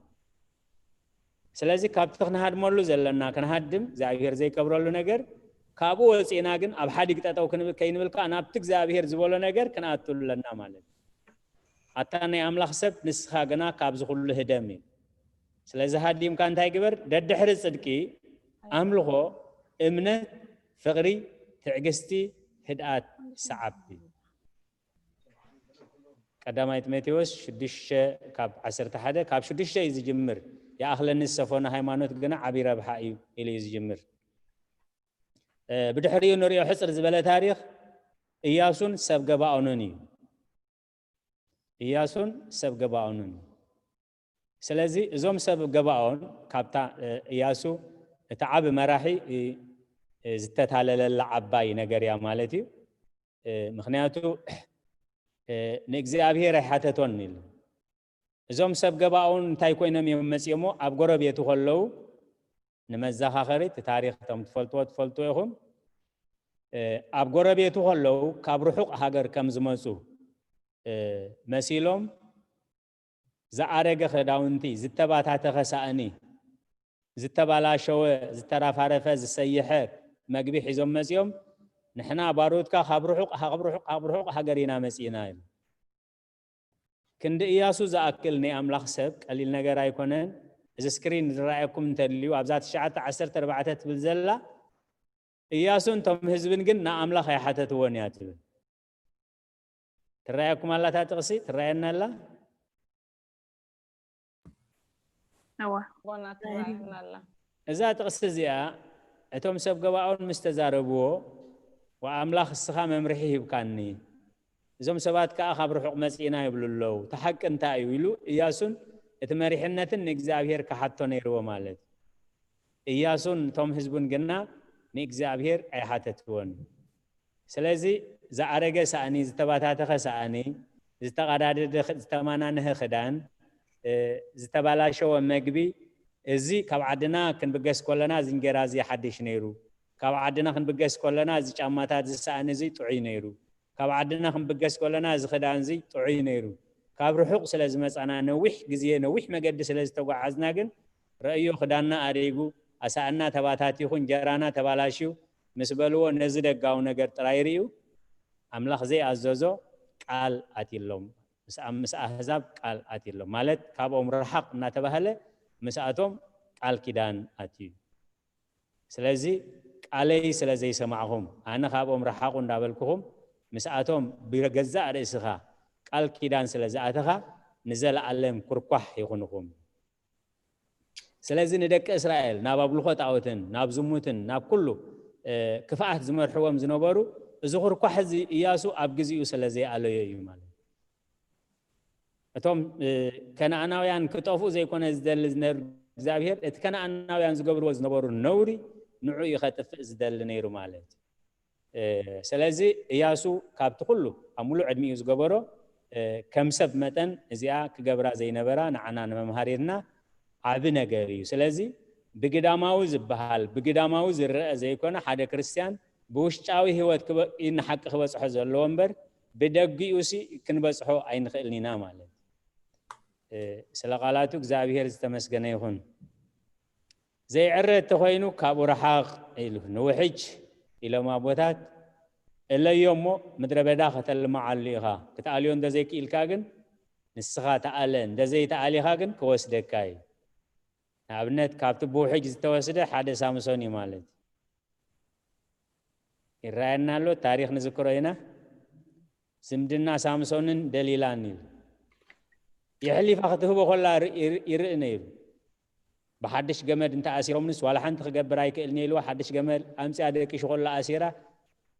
ني يحواتا أو أبحلفني دبق أسنيها حوات مسيوم خايلو في المسبلة حدش جمد بنت استسابيلو كتفهم كله نسبحيتو مسدلي لا خلاص زي خراخ باينه ورا እግዚአብሔር ዘስተውዕለ እሙሮም ብለና ካብ ሓጢያት ሓንቲ ግዜ ምስ ወፃና ከቁረዝ ከም ዘለዎ ይዝምህረና ማለት እስከእለ ስለዘይ ከአለ ከሕሊፋ ከም ትህቦ እናፈለጠ ከሎ በኻልእ ነገር አእምሮ ስለዝተደፍነ የሕሊፋ ክትህቦ ምዃኑ እናፈለጠ ከሎ ምስኣ ይቅፅል ነይሩ ማለት ኣብ መጨረሻ ከዓ ታሪኹ ባላሽ ስለዚ ሕማቅ ዕርክነት ንፅቡቅ ልማድ እንታይ ገብረ እዩ ይጥፍኦ እዩ حماق أركنت نصبق لما يطفئ سلازي أيتتالو له رحق هدم سلازي مجمريا خمسلو خيلي حنسا بحليفا مسحابته كلا أي جزية حليفا مسحابته سالساي جزية حليفا مسحابته سلازي سامسون ترى سبا يكونن أبكر سديو خيتها هنس خلون نازراوينات تتسوع من فس قدوس زمرح زنبري سلازي خايم قدوسان أبوتاتنا دخومات موهنكم كتفلتو ودكات حيالات تذكروا أو ودكاتكم تسفى خيط غرزها تنساء حتى بنسحا ذكروا كلتا نقري دخومات موهنكم كتفلتو ودكات حيالات تذكروا سامسون تراسب هاي نبرن جن بمجدك زابير سلازي كده كاب حق زابير سلازي وسجن ملا جزت بعل دليلاتنا منازر كوينو تاريخ بلاشي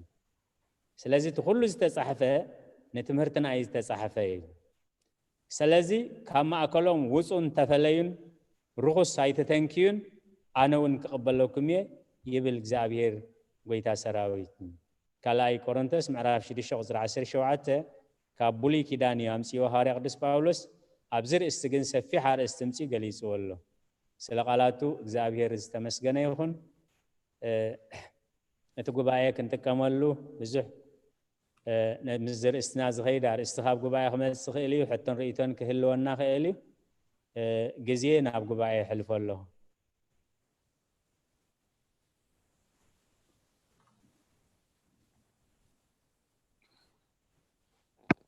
ايوه تسمع لنا بنا امين الله تسمع لنا الرايح تتعدل لنا حتتنا غني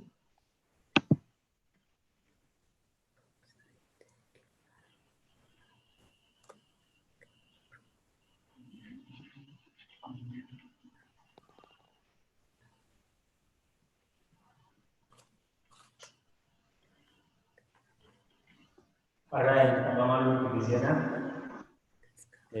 gubaaya status lalu pada lama gubaaya status lalu ndihar sesuatu kenap dari jalur saya hadir ini abang-abang begitu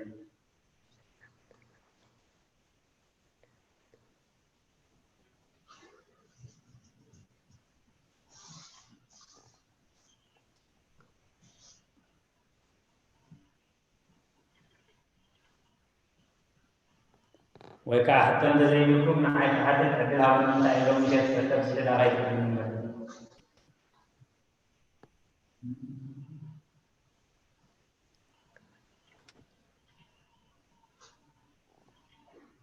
وصبك كيرس لازتقلت أسي حتى يبلنا مثلا الرأي سمع الله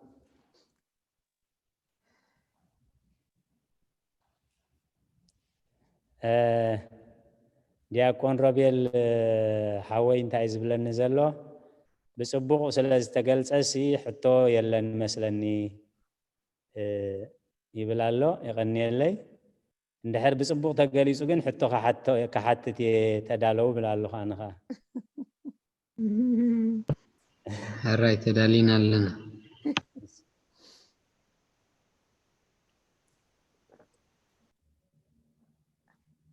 أنا حتى لني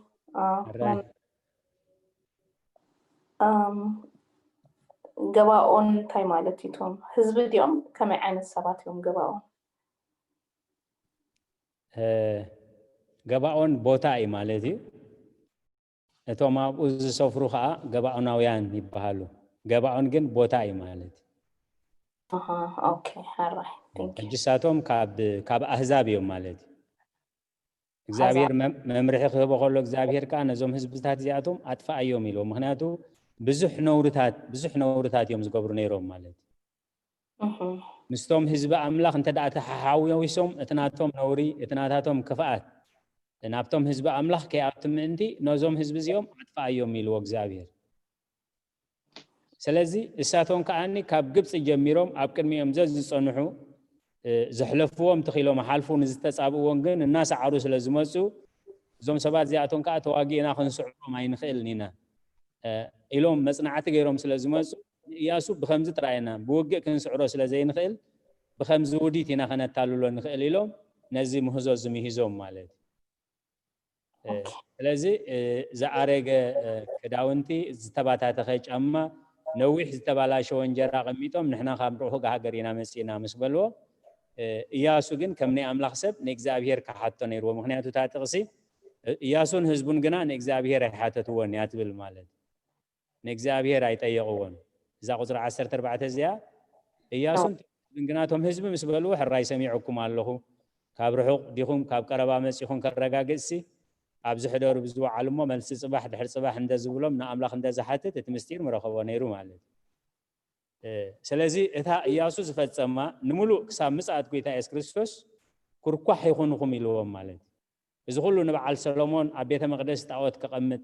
ንኣምላኽ ክኽሕድ ናብ ዝሙት ክወድቕ ዝገበሮ እሳተን እየን ማለት እቲ ሓንቲ ግዜ ንገብሮ ጌጋ ናብ ወለዶና ናብ ውሉድ ወለዶ ናብ ህዝብታት ናብ ሕብረተሰባት እንዳላሓመ ስለ ዝኸይድ ብጣዕሚ ጥንቃቐ ዘድሊ ማለት ስለዚ ገባኦን ቦታኢ ገባኣናውያን ከዓ እቶም ኣብኡ ዝነብሩ ኣህዛብ ዝነበሩ እዮም ማለት ኣህዛብ እዮም ሓርሕ ቴንክ ዩ ቀኒርኒ ኣህዛብ ክንብል ከለና ንእግዚአብሔር ዘይኣምኑ ማለት እዩ በታ ኣገላልፃ ናይ መጽሓፍ ቅዱስ ሓርሕ ቴንክ ዩ ቀኒርኒ በመርጌታ ሕቶላትኒ ሕራይ ትርሓስ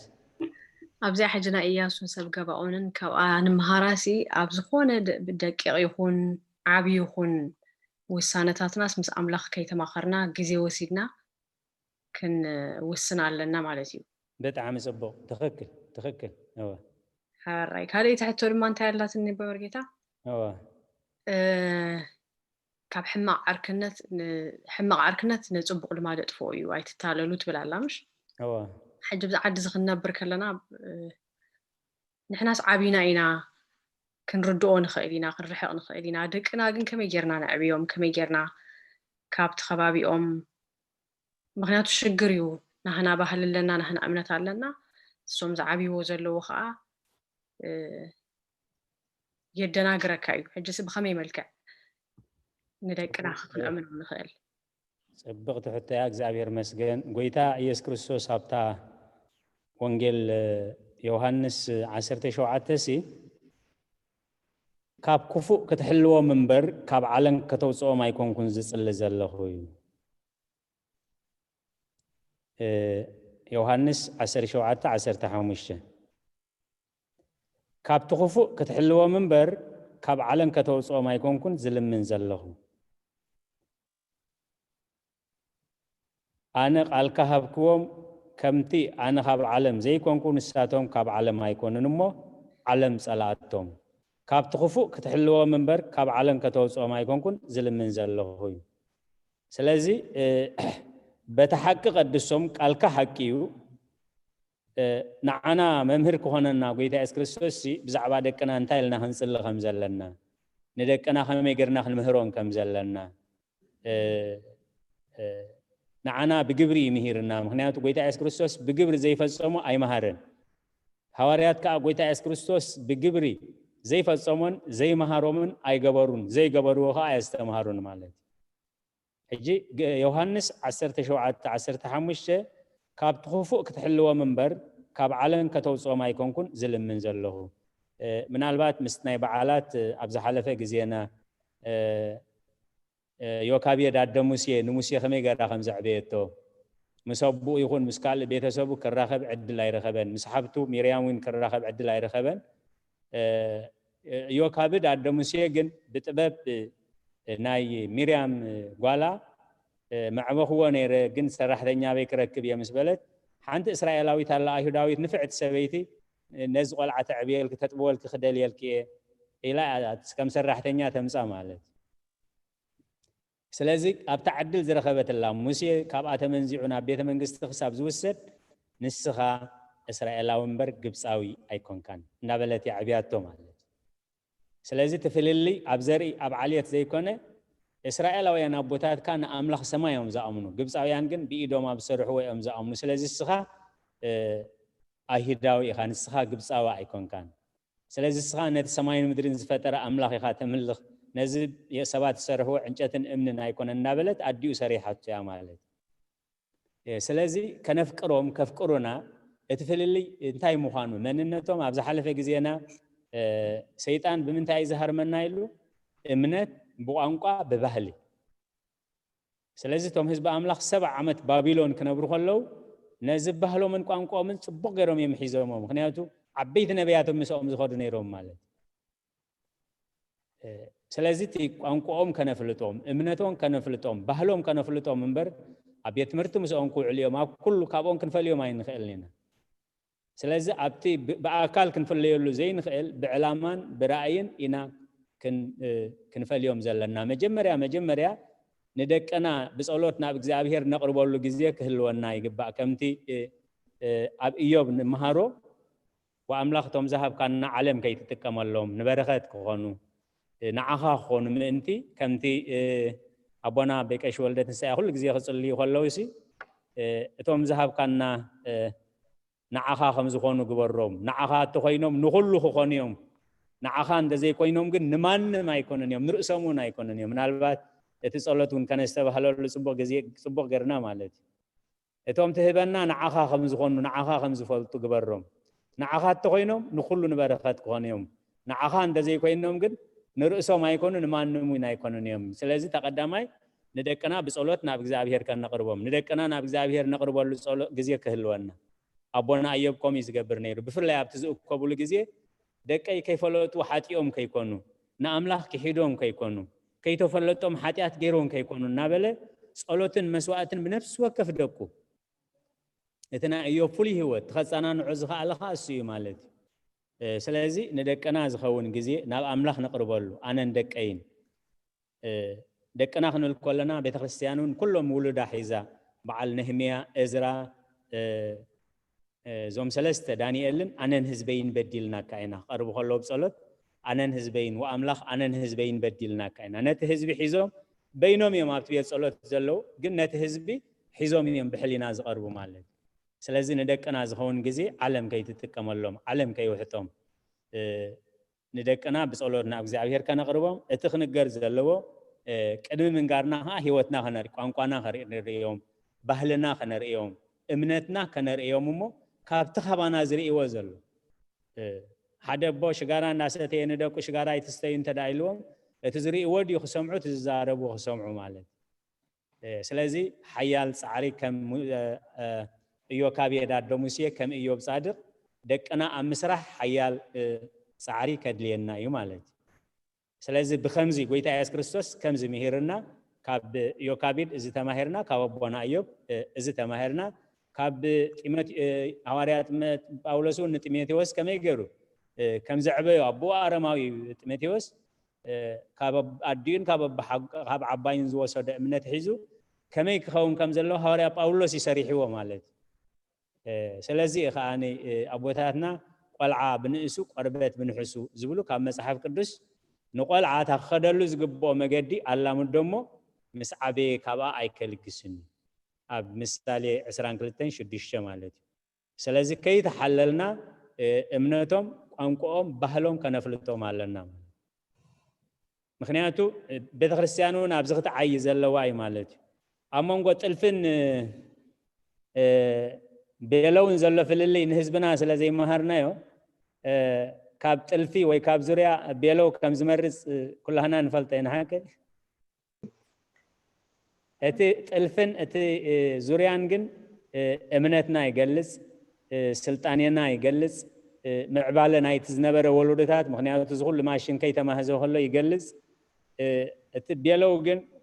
ምናልባት ስልጡናት ሰባት ስለ ዝገብርዎ ነቶም ዝገብርዎ ሰባት ዝገልጽ እምበር እምነትና አይገልጽ ባህልና አይገልጽ እቲ ልምድና ስርዓትና አይገልጽ ማለት እዩ ስለዚ ምናልባት ጋኑ ሕያ ኸውን ኽእልየ ንደቀና ናብ ኣምላኽ ብጸሎት ነቅርበሉ ግዜ ክንሰርዕ ኣለና ንደቀና ባህልናን እምነትናን ቋንቋናን ብግብሪ ከነርእዮም ኣለና ከምኡ ዝገበሩ ተዓዊቶም እዮም ንዓና እግዚአብሔር ክዓውተና ቅዱስ ፍቃድ ይኹነልና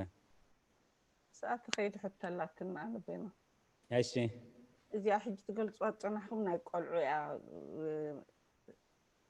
ትርሓስ ዘምጻታ ሕጂሲ ምዘይ ዕረ ካብኡ ምርሓቅ ምስ ዓበይቲ ሕጂ ከም ሰብኣይን ሰበይትን ዘይ ዕረ እንተኮይኑ ሰብኣይ እንታይ ትገብር ማለት ወይ ታሰበይቲ ብኸመይ ክስታይ ኣብዚ ሕጂ ዘለናዮሲ ናይቶም ቆልዑ ገሊጽኩምልና which really good እቶም ዓበይቲ ብኸመይ ክስታይ ክንገብር ንኽእል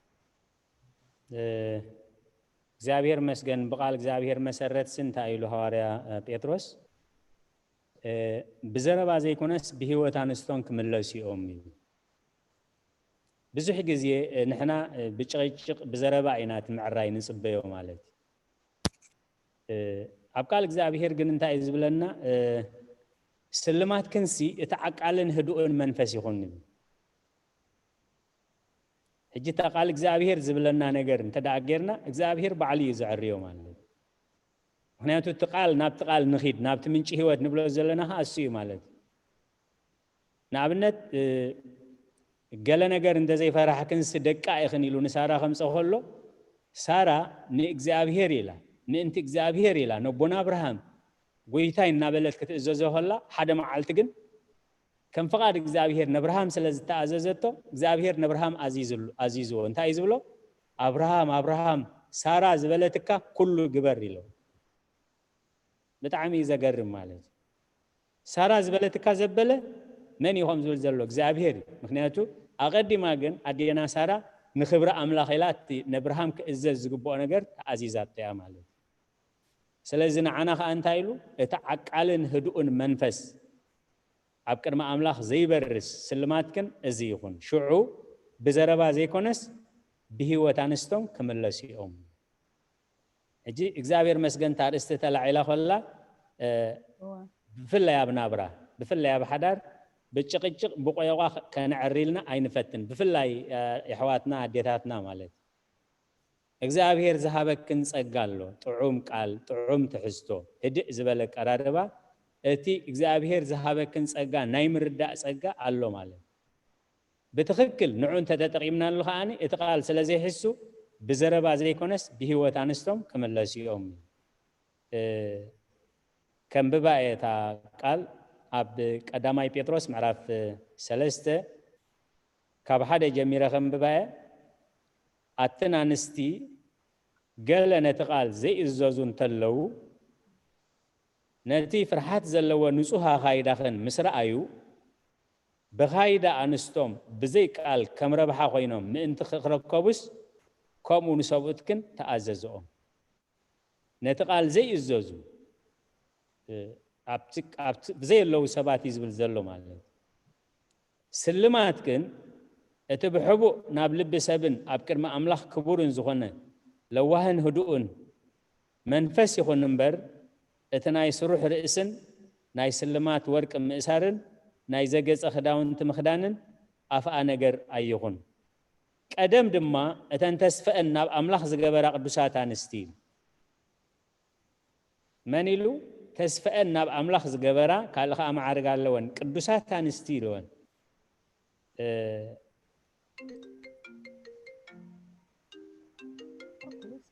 نقريتها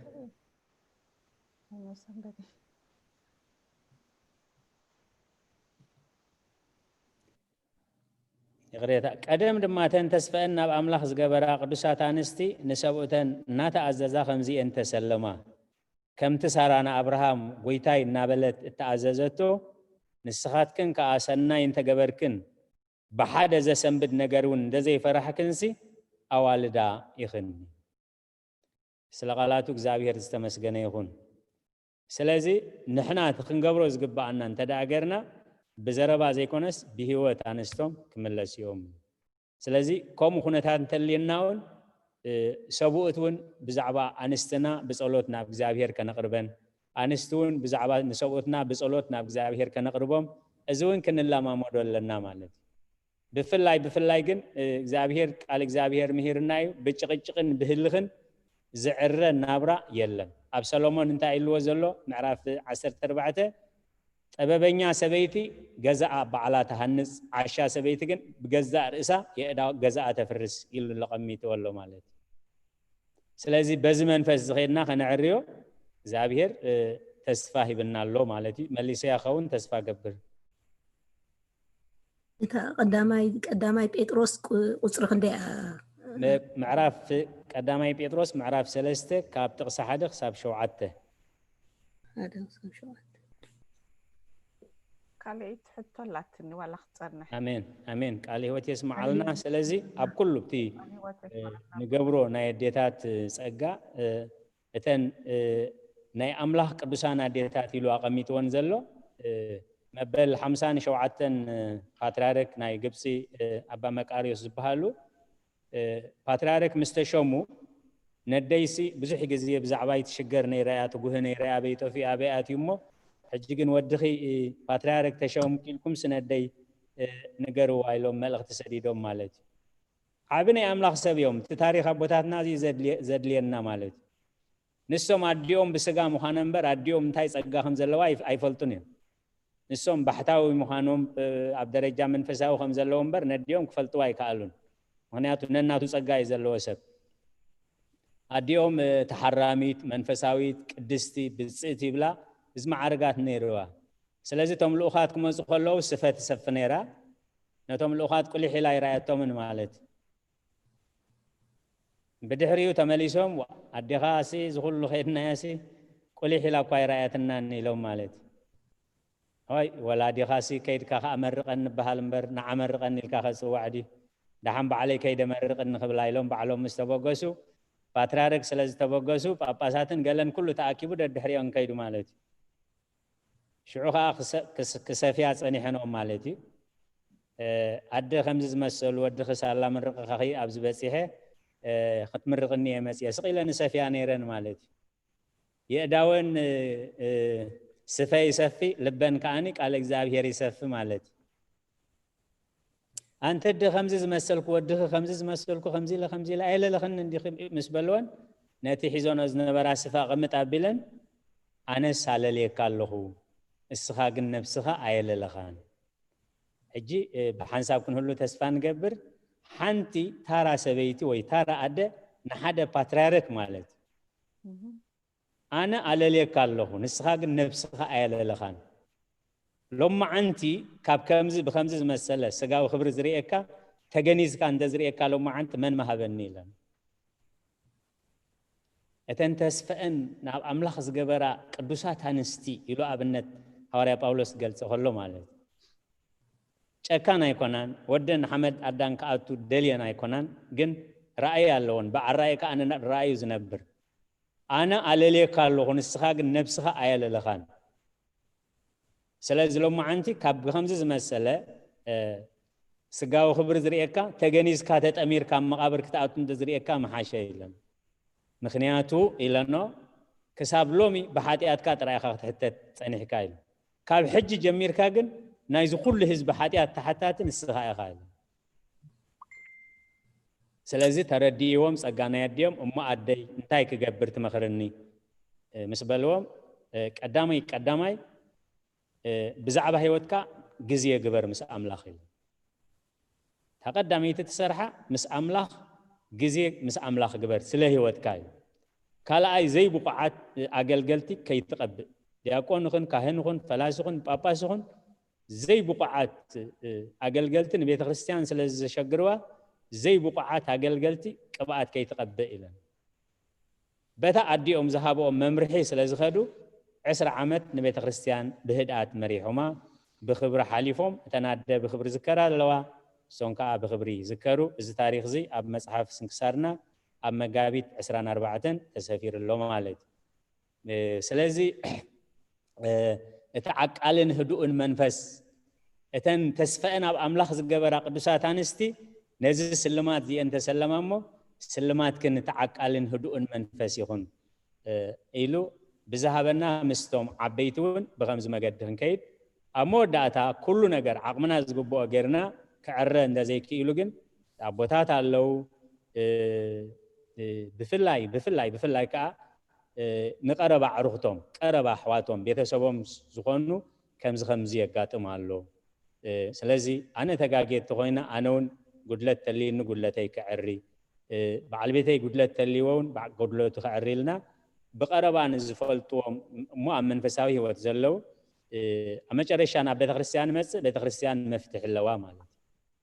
تقدمي تجن ندحر نحنا بيتا أملاخ زبلنا ندحر كيدنا جن يدينا سارة زفتها أملاخ حجون هياوي برقص كم زفتها خاط قال نعم إنا مالت ملي سياخون تسفى قبر Thank you قال هو تسمع من أبونا هراي نا يوتيوب تخاتلتي تكست زغبرو لنا حتولا انت ياتبل ብዛዕባ ናይ ካህን ሚድያን ዮትሮ ንሙሴ ሓሳባት ምስሃቦ ሙሴ ነቲ ሓሳባቱ ናብ ኣምላኽ ፍቃድ ኣምላኽ ድዩ ኣይኮነን ክፈልጥ ናብ ኣምላኽ ከይዱ ሓቲቱ ንሕና ኸነ ዝኾነ ንገብሮ ካብ ሰባት ንረኸቦ ሓሳባት ወይ ከዓ ባዕልና ካብ ውሽጥና ለመንጭወስ ናብ ኣምላኽ ከነቕርቦ ኣለና ዶ ከምኡ እንተኾይኑ ከዓ ሙሴ ንኣምላኽ ብቐጥታ ክዛረቦን መልስኻ እንታይ ከም ዝኾነ ብቐጥታ ይሰምዕ ነይሩ ንሕና ሕጂ ከም ሙሴስ እቲ ንኣምላኽ ብቐጥታ ክንዛረቦን ብቐጥታ ክንሰምዕን ኣይንኽእልን ኢና ስለዚ ኩሉ ንገብሮ ነገር ንኣምላኽ ክንሓቶ ኣለና ዶ ስለተሳተፍኹም ቃለ ህይወት የስማዓልና ብል ንሕና ኸትብል እያ ታቅስና ሓንቲ ካብ ቃል ወፃኢ ዝኾነት ኣላታ ብኣ ክጅምር ንሕና ሎሚ ሓቲትናዮ ክሰምዓና ኣይክእልኒ ክምልሰልና ኣይክእልኒ ትብል ቃል እያ ማለት እዩ ኣብ ማቴዎስ ምዕራፍ 7 ግን እንታይ ኢልና ዘሎ ኳሕኩሑ ከርሕወኩም ፀውዑ ክሰምዓኩም ድለዩ ክትረኽቡ ኢኹም ኢልና ኣሎ ማለት እዩ ስለዚ ሙሴ ቅድሚ ኣብ ዘበነ ኩነኔ ቅድሚ ድሕነት ዝነበሩ ሎሚ ግን ኣካልና ለቢሱ ቤት መቅደሰይ ስኻትኩም ኢኹም ኣብ ዝብለና ዘሎ ግዜ ኢና ዘለና ከምቲ ፈቃዱ ጌርና እንተሓቲትናዮ ሰምዓና እሞ እታ ሎምስ ክሰምዓና ይክእልኒ ክምልሰልና ይክእልኒ ትብል በቃል እግዚአብሔር ከሪያ ረያ ቦይ መርጌታ በእንግሊዝኛ ስለዚ ሓተትዋ ምናልባት ሕማቅ ጌሩም ቢቦዋ ተርጉምዋ ከይብሉኒ ታትብለላ and if so since God does not talk to us like he did to Moses how do we know if the path we are taking is right one what if we are just making the wrong choice أثبت يا مودات تبغى أي تبغى خاطر قمك سلازي نحنا خلومي مجمريا خمتي قدس بيت خريستيان تمهرنا نتزمت حسابات كاوشنا هون كالوت هون نزمت سبات سلست ملك علو مالتي سلست ملكعي مجمريا مسكال እግዚአብሔር ዝጻረር ከይከውን مسكال እግዚአብሔር ነናጻጽሮ ካብ ቃል እግዚአብሔር ወጻእዲ አይኮነን مسكال እግዚአብሔር ይሰማማዕዲ አይኮነን ካልኣይ መሰል ሰባት ይትንክፍዲ አይኮነን ብዝኾነ መለክዒ መሰል ሰባት ዝትንክፍ እንተኾይኑ ኣብ ቅድመ ኣምላኽ ቅቡል አይኮነን ማለት ስለዚ ብዛዕባ ህይወትኩም ብዛዕባ መሰልኩም ብዛዕባ ድሕነትኩም ክትዛረቡ መሰል ኣለኩም ንድሕነትኩም ክትብሉ ንጠቕምኹም ክትብሉ ናይ ካልኦት መሰል ክትንክፉ ግን ኣይፍቅድን ይብል ማለት ስለዚ ተኻልኣይ መሰል ሰባት ዝትንክፍ ከይከውን ሳልሳይ ንዓና ብሩሑቕ ኹን ቀረባ ሎሚ ጽቡቕ ኮይኑ ተራእይና ጽባሕ ዝጎዳእና ከይከውን ሎሚ ጽቡቕ ኮይኑ ተራእይና ጽባሕ ዘሕትተና ከይከውን እዘን ሰለስተ እዚአን ነረጋግጽ ማለት እዩ እዘን ሰለስተ መንፊት እንድሕር ዘይሕሊፈኖ ተሪፍሎ ማለት እዩ ትምኽሪ ካብ ዓብይ ምጻእ ካብ ንእሽተይ ምጻእ ካብ መንፈሳዊ ምጻእ ብዘይገድስ ወዲቑሎ ተሪፍሎ ማለት እዘን ሰለስተ እዚአን እንድሕር ሓሊፉ ግን ብፍላይ ውሳኔ ዘድልዮ ጉዳያት ዓቕምና ብዘፍቅዶ 2 መዓልቲ ድዩ 3 መዓልቲ ድዩ በቲ ዓቕምና ዘፍቅዶ ጾምን ጸሎትን ሒዝና እንተሓቲትናዮ ይመለስ እዩ ዝምልስ ኣምላኽ እዩ ማለት ስለዚ ሎሚ እውን ዝምልስ ኣምላኽ እዩ ከምቲ ፍቓዱ ጌርና እንተሓቲትናዮ ይምልሰልና ኢሉ ምክንያቱ እቲ ደው ኢልኩም ትልምንዎ ጸሎት ክምልሰልኩም ኢሉ ቃል ኣትይልና ኣሎ ማለት እዘን ሰለስተ ነገር ግን ከነረጋግጽ ኣለና ምስ ቃል እግዚአብሔር ይጻረር ድዩ ይሰማዕ መጀመርያ ትዝበሃል ዘሎ ምኽሪ ምስ ቃል እግዚአብሔር እዚ ኣግበር እንተዳይልን ምስ ቃል እግዚአብሔር ትኸይድ ድዩ ኣይኮነትን እታ ካልኣይቲ መሰል ሰባት ይትንክፍ ድዩ ኣይትንክፍን ንኣብነት እሱ ኢና ንመሃሮ ዮሴፍ ድሕሪ 3 ዓመት ናብ ሕጊ ቀሪቡ ብዛዕባ መእሰሪኻ ርእሰ ምክልኻል ክትዛረብ ትኽእል ኢኻ ምስ ተባህለ እንታይ እዩ ገይሩ ኣነ ካብ ዕብራዊ ተጨውየ ዝመጻኹ ዕብራዊየ ናብ ቤት ማእሰርቲ ዘእቱ ገበን ግን ኣይገበርኩን እዩ ንሕዋቱ ይከሰሶም ንሰይቲ ጲጢፋራ ይከሰሳ ንጲጢፋራ ይከሰሰ ዝኾነ ሰብ ኣየልዓለን ኣነ ካብ ዕብራዊ ተጨውየ ዝመጻኹ እየ መን ጨዊዎ ታሪክ ገዲፎ ማለት እዩ ኣነ ካብ እብራዊ ተጨውየ ዝመጻኹ ሰብየ ናብ ዝብእቲ ማእሰርቲ ዘእቱ ገበንካ ኣይፈጸምኩን ኣነ ገበነኛ ኣይኮንኩን ስለዚ እግዚአብሔር መስገን ንምንታዩ መሰል ሰባት ዝትንክፍ ከይከውን ዝብለ ዘለኹ ነፍሰይ ከጽድቕ ክብል ንኻልኦት ክሕተ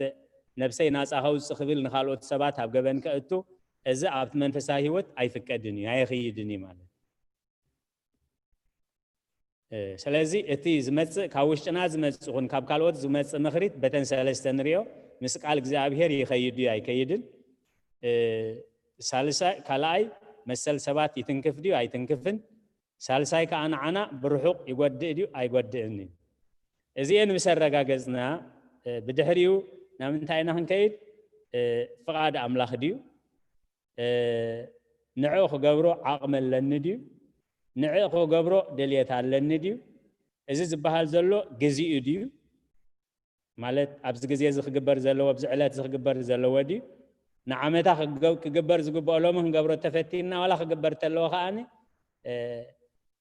እታ ሓሙሸይቲ ከዓኒ ኣበይ ቦታ እዩ ክግበር ዘለዎ እቲ ዝበሃል ዘሎ ሓሳብ እዚአን ሓሙሽተ በተን ሰለስተ ምስ ሓለፍና እዘን ሓሙሽተ ከዓኒ ዓበይቲ መለክዒታት እየን ኣብቲ ትርጓሜ መፅሓፍቲ ቦታት ነቐሚጦመን ዘለው ማለት እዩ ምክንያቱ ሙሴ እቲ ንደቂ እስራኤል ካብ ግብፂ ከውፆም ምዃኑ መልእኽቲ ብንጹር ካብ ኣምላኽ ሰሚዑ እዩ ብኸመይ ይኸውፆም መዓስ ይኸውፆም ግን እቲ መልእኽቲ ተዳናጊርዎ ነይሩ ማለት እዩ እንታይ እሱ ከዓ ሓደ በቲ ካብ ግብፃውያን ዝተማህሮ ጥበብ ብጥበብ ሰብ ገይሩ እዩ ካብ ግብፂ ከነኣን ከእትዎም ሓሲቡ ማለት እዩ ጥበብ ሰብ ከዓ ዕሽነት እዩ ካልኣይ ከዓኒ ኣብ ቅድሚ እዘ ዝፀንሑ ግብፃውያን እንዳቐተለ ይኸውፆም ሓሲቡ እዚ ከዓ ፍቓድ ኣምላኽ ኣይኮነን ሳልሳይ እቲ ደቂ እስራኤል ዝወፅሉ 40 ዓመት ተሪፍዎ ነይሩ እቲ ንሱ ዝጀመሮ ክጅምሮ ከሎ ስለዚ እግዚአብሔር ናይ ግዜ ጎይታ ስለ ዝኾነ 40 ዓመት ከይመለእ ኣይወፅን እዮም ካብ ግብፂ ስለዚ ሙሴ 40 ዓመት ኣብ ሚድያም ኣባጊዕ ክጓስ ኣለዎ ክስራሕ ተኮይኑ ማለት ስለዚ እተን ሰለስተ ቀዳሞት ኣገደስቲ እየን ካብዘን ሰለስተ ከዓ እተን ሓሙሽተ ድሕሪአን ዘለዋ ከዓ ግዜ ቦታ ክእለት ድልየት ፍቓድ እግዚአብሔር እዚአን ተረጋጊፅና ዝኾነ ነገር ብተኣማንነት ንገብሮ ንኽእል ኢና ሕራይ ግዜና ይኣክል ኣሎ ኣነስ ሓንትላት ዝኾነ ሕቶ እንተለና ሓንትላት ንቦና ኣቤት ህይወቴ ሕራይ ኣብዛ ናይ ዮሴፍ ሲ ተረዲኣትንላ ኩላ ገሊፅኩምለ ግን ኣብ ሓንቲ እንዲበያ ነይረ ግን እታ ምዕራፍ ሲኢነ እያ ዮሴፍ ሲ እቶም ኣሕዋቱ ምስ መፁ ሓቀምሽ ዮሴፍን ቢንያምን ደቂ ራሔል ፅቡቅ ኣሎ ሕጂ ሲ ምስ መፁ ኣብቲ ግብፂ ኩሎም መፅኦም ኣሕዋቱ በቶም ካልኦቶም በብኡ ዝውለዱ እውን ኩሎም መፅኦም እዮም ሕጂስ ነቲ ወዲ ራሔል ነቲ ቢንያም ግን ንበይኑ ኮፍ ኣቢልዎ ካብኦም ፍልይ ኣቢሉ ንዕኡ ግን እዚኣ ከመይ እያ ቁርብተይ ከተብርሁ ለይደልየ ዋይ ፈልይዎም ካብኦም ቢካዝ በዲኡን ሓዉ ስለ ዝኾነ ድዩስ ወይስ there is something reason that ፈልዩ ዘበሎም ኣብ ሓንቲ ኣንቢበያ ሲኢነ እያ ግን ሕጂ ድሓን ክረኽበልክ ኣይንክንፅገምን ኢና እግዚኣብሔር መስገን ሕጂ እንታይ እዩ ክምህሮም ደልዩ እቲ ቅድሚ ሕጂ ዝገበርዎ ጌጋ ክተዓስሉ ኣብ ነንሕድሕዶም ፍቕሪ ክህልዎም እዚ ዝበልክዮ ጥራይ ዘይኮነሲ እቲ ናይ ንጉስ ዝሰትየሉ ወርቂ ኣብቲ ናይ ብንያም ማሕፉዳ ኣቐሚጡ ንስኻትኩም ኪዱ እዚ ቆልዓ ግን ክሰርቕ ስለ ዝተረኸበ ክእስተርዩ ኪዱ ንስኻትኩም ኢሉ እዩ ዘፋንዎም ብዙሕ ነገር እዩ ዝገብር ማለት እዩ ስለዚ ይሁዳ ግን ኣነ ብውሓስ ስለ ዘምፃኽዎ እዚ ቆልዓ ይኽድ ንዓይ ግን ድላይካ ግበረኒ እምበር ነዚ ቆልዓ ገዲፋ ኣይከይድን ኢሉ እቲ ኣብ ዮሴፍ ዘርኣይዎ ጉዳይ ከም ተጣዕሰሉ ይርኢ ማለት እዩ ሕጂ እንታይ እዩ ክምህሮም ደሊ ዮሴፍ እቲ ቅድሚ ሕጂ ዝገብርዎ ጌጋ ምዃኑ ፈሊጦም ኣብ ነንሕድሕዶም ሕጂ ኸ ነዚ ቆልዓ እዚ ከምቲ ናይ ቀደም ክፍኣት ዘለዎ ድሓን እዚ እውን እንታይ ብፅሓና ኢሎም ገዲፎሞ ዶ ኸዱ ኾኑ ኢሉ ነዚ ጉዳይ እዚ ክዕርደልዩ ማለት ሕጂ ዝብላዕ ጥራይ ዘይኮነ ዝያዳ ሂብዎሲ ነቲ ወርቂ ናይቲ ንጉስ ፅዋእ ናይቲ ንጉስ ይእትዩ ኣብቲ ዓብየት ናይ ብንያም ይእትዩ ሰሪዕኩም ንኸይድኩም ኢሉ ደድሕሪኦም ከይዱ ኣፈትሹ እዚ ገበነኛ ስለ ዝኾነ ክምለስ ይስኻትኩም ኪዱ ዝብሎም ማለት እዩ በቲ ናይ ቀደም ገገኦም ስለ ዝተኣመኑ ግን ቅድሚ ሕጂ ነቦና ጉሂና ኣብ ንብዓት ኣብፅሒና ሕጂ ግን ነዚ ቆልዓ ዝገዲፍና ንኸይኒና ኣነ ይእሰር ኣነ ይተርፍ ዝቆልዓ ይኺድ ኣብ ክንድኡ እምበር ነዚ ቆልዓ እዚ ገዲፍና ኣይንኸይን ኢና ኢሎም ናይ ተቀደም ዝገበርዎ ጌጋ ብግብሪ እዮም ክሒሶሞ ነሲኽ ማለት መሊሰያ ኸውን ተስፋ ገብር ወቦና ቃል ህይወት ተስማዕኩምና ስለ ቃላቱ እግዚአብሔር ዝተመስገነ ይኹን ኣቶላትና ሓንቲ ብመርጌታ ሃራይ ግዜ ናይ በቀሽ ግዜ ዝወስድ ዘለኹ ግን تفكيركم لك حتى تريكون هراي سمعك الله أبونا ونافكي دم يمدحان قد الهبهم لله هراي مبار زيادة طبق قدامي مهاركم أنا أبتا 4 3 أمنشي قدا إزادة تبل أبسه بقلباب من الدمات كحدات يعني هواي تحطي حجيتها بقلبات من تبل دلا مالت بقلباب كريستنا مالت امنت كريستنا مالت يعني مش توني كم إلا خنترجم هذا كويس امنت أنا بقلباب امنت كم تازلاته اوكي بقلباب امنت زمت حراي عند حري ابتا ماتيوس شوعة 15 دحري ما خم ببالكم مني تحطوا يا باخت كون يا مالتيو عندك قلت كحط ولا مسا كاب نبيات حسوت تنققوا وشتم زمن طولو تخالو كنسومسي كدانا واقع تخدينهم يوم زمتكم حجي تسمر لي دليل لغسي اتا كدان اواقع تخدينهم تخالو تبل دلا السابع علميم كم يدا امسل يوم بخمي مخنياتي كفل يوم كفلت ندخلوا اوكي حجي زي امنا البات كاب تستوت زولت كيتخون تانا تيحتو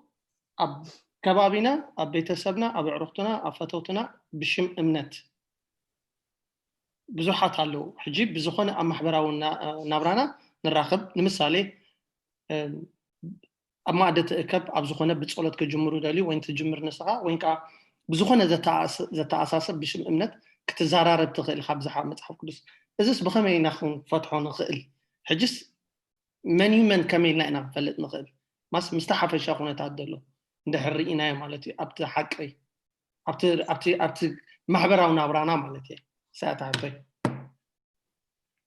እግዚአብሔር መስገን በጉልባብ እምነት ብዝመጽ ክህደት ትብል ምናልባት ኣብ ስክሪኑ ናውጽ ያለኹ ታ መጀመርያ እቲ ናይ ነቢ ይሁዳ ሽዑ መዓልቲ ተኣምራት ገይሩ ኢሮብዓም ዘሕወየ ሰብ እግዚአብሔር ካብኣ ኣይትብላዕ ኣብታ ቦታ እንጀራ ኣይትብላዕ ኣብታ ቦታ ማይ ኣይትስተ በታ ዝኸድካላ መገዲ ኣይትመለስ ኢሉ ብንጹር ነጊርዎ እዩ ማለት إذا حسوا نبي كما خان نبي كبله خلو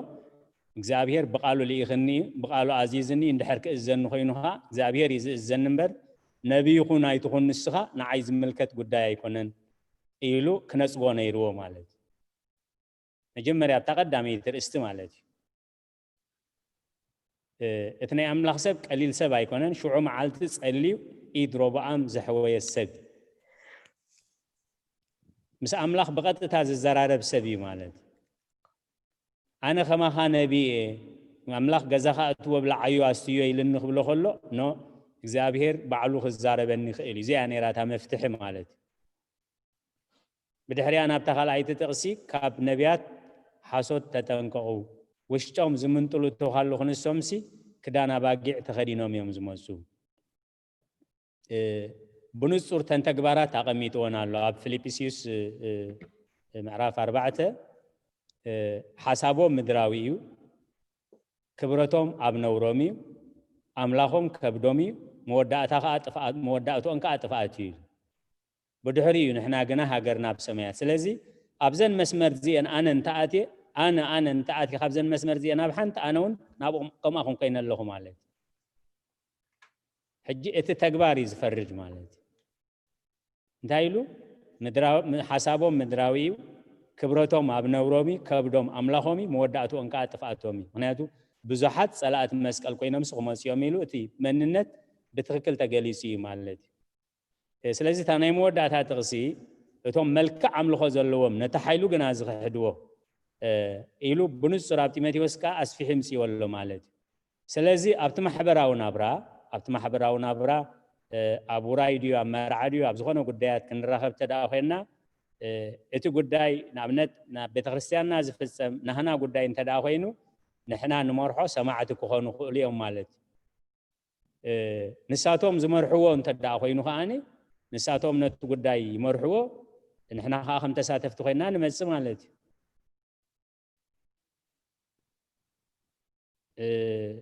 ንኣብነት ኣብ ዝሓለፈ ናይ ሎሚ 2 ወርሒ ይኸውን ናብ ቀብሪ ከይድና ካልኦት እዮም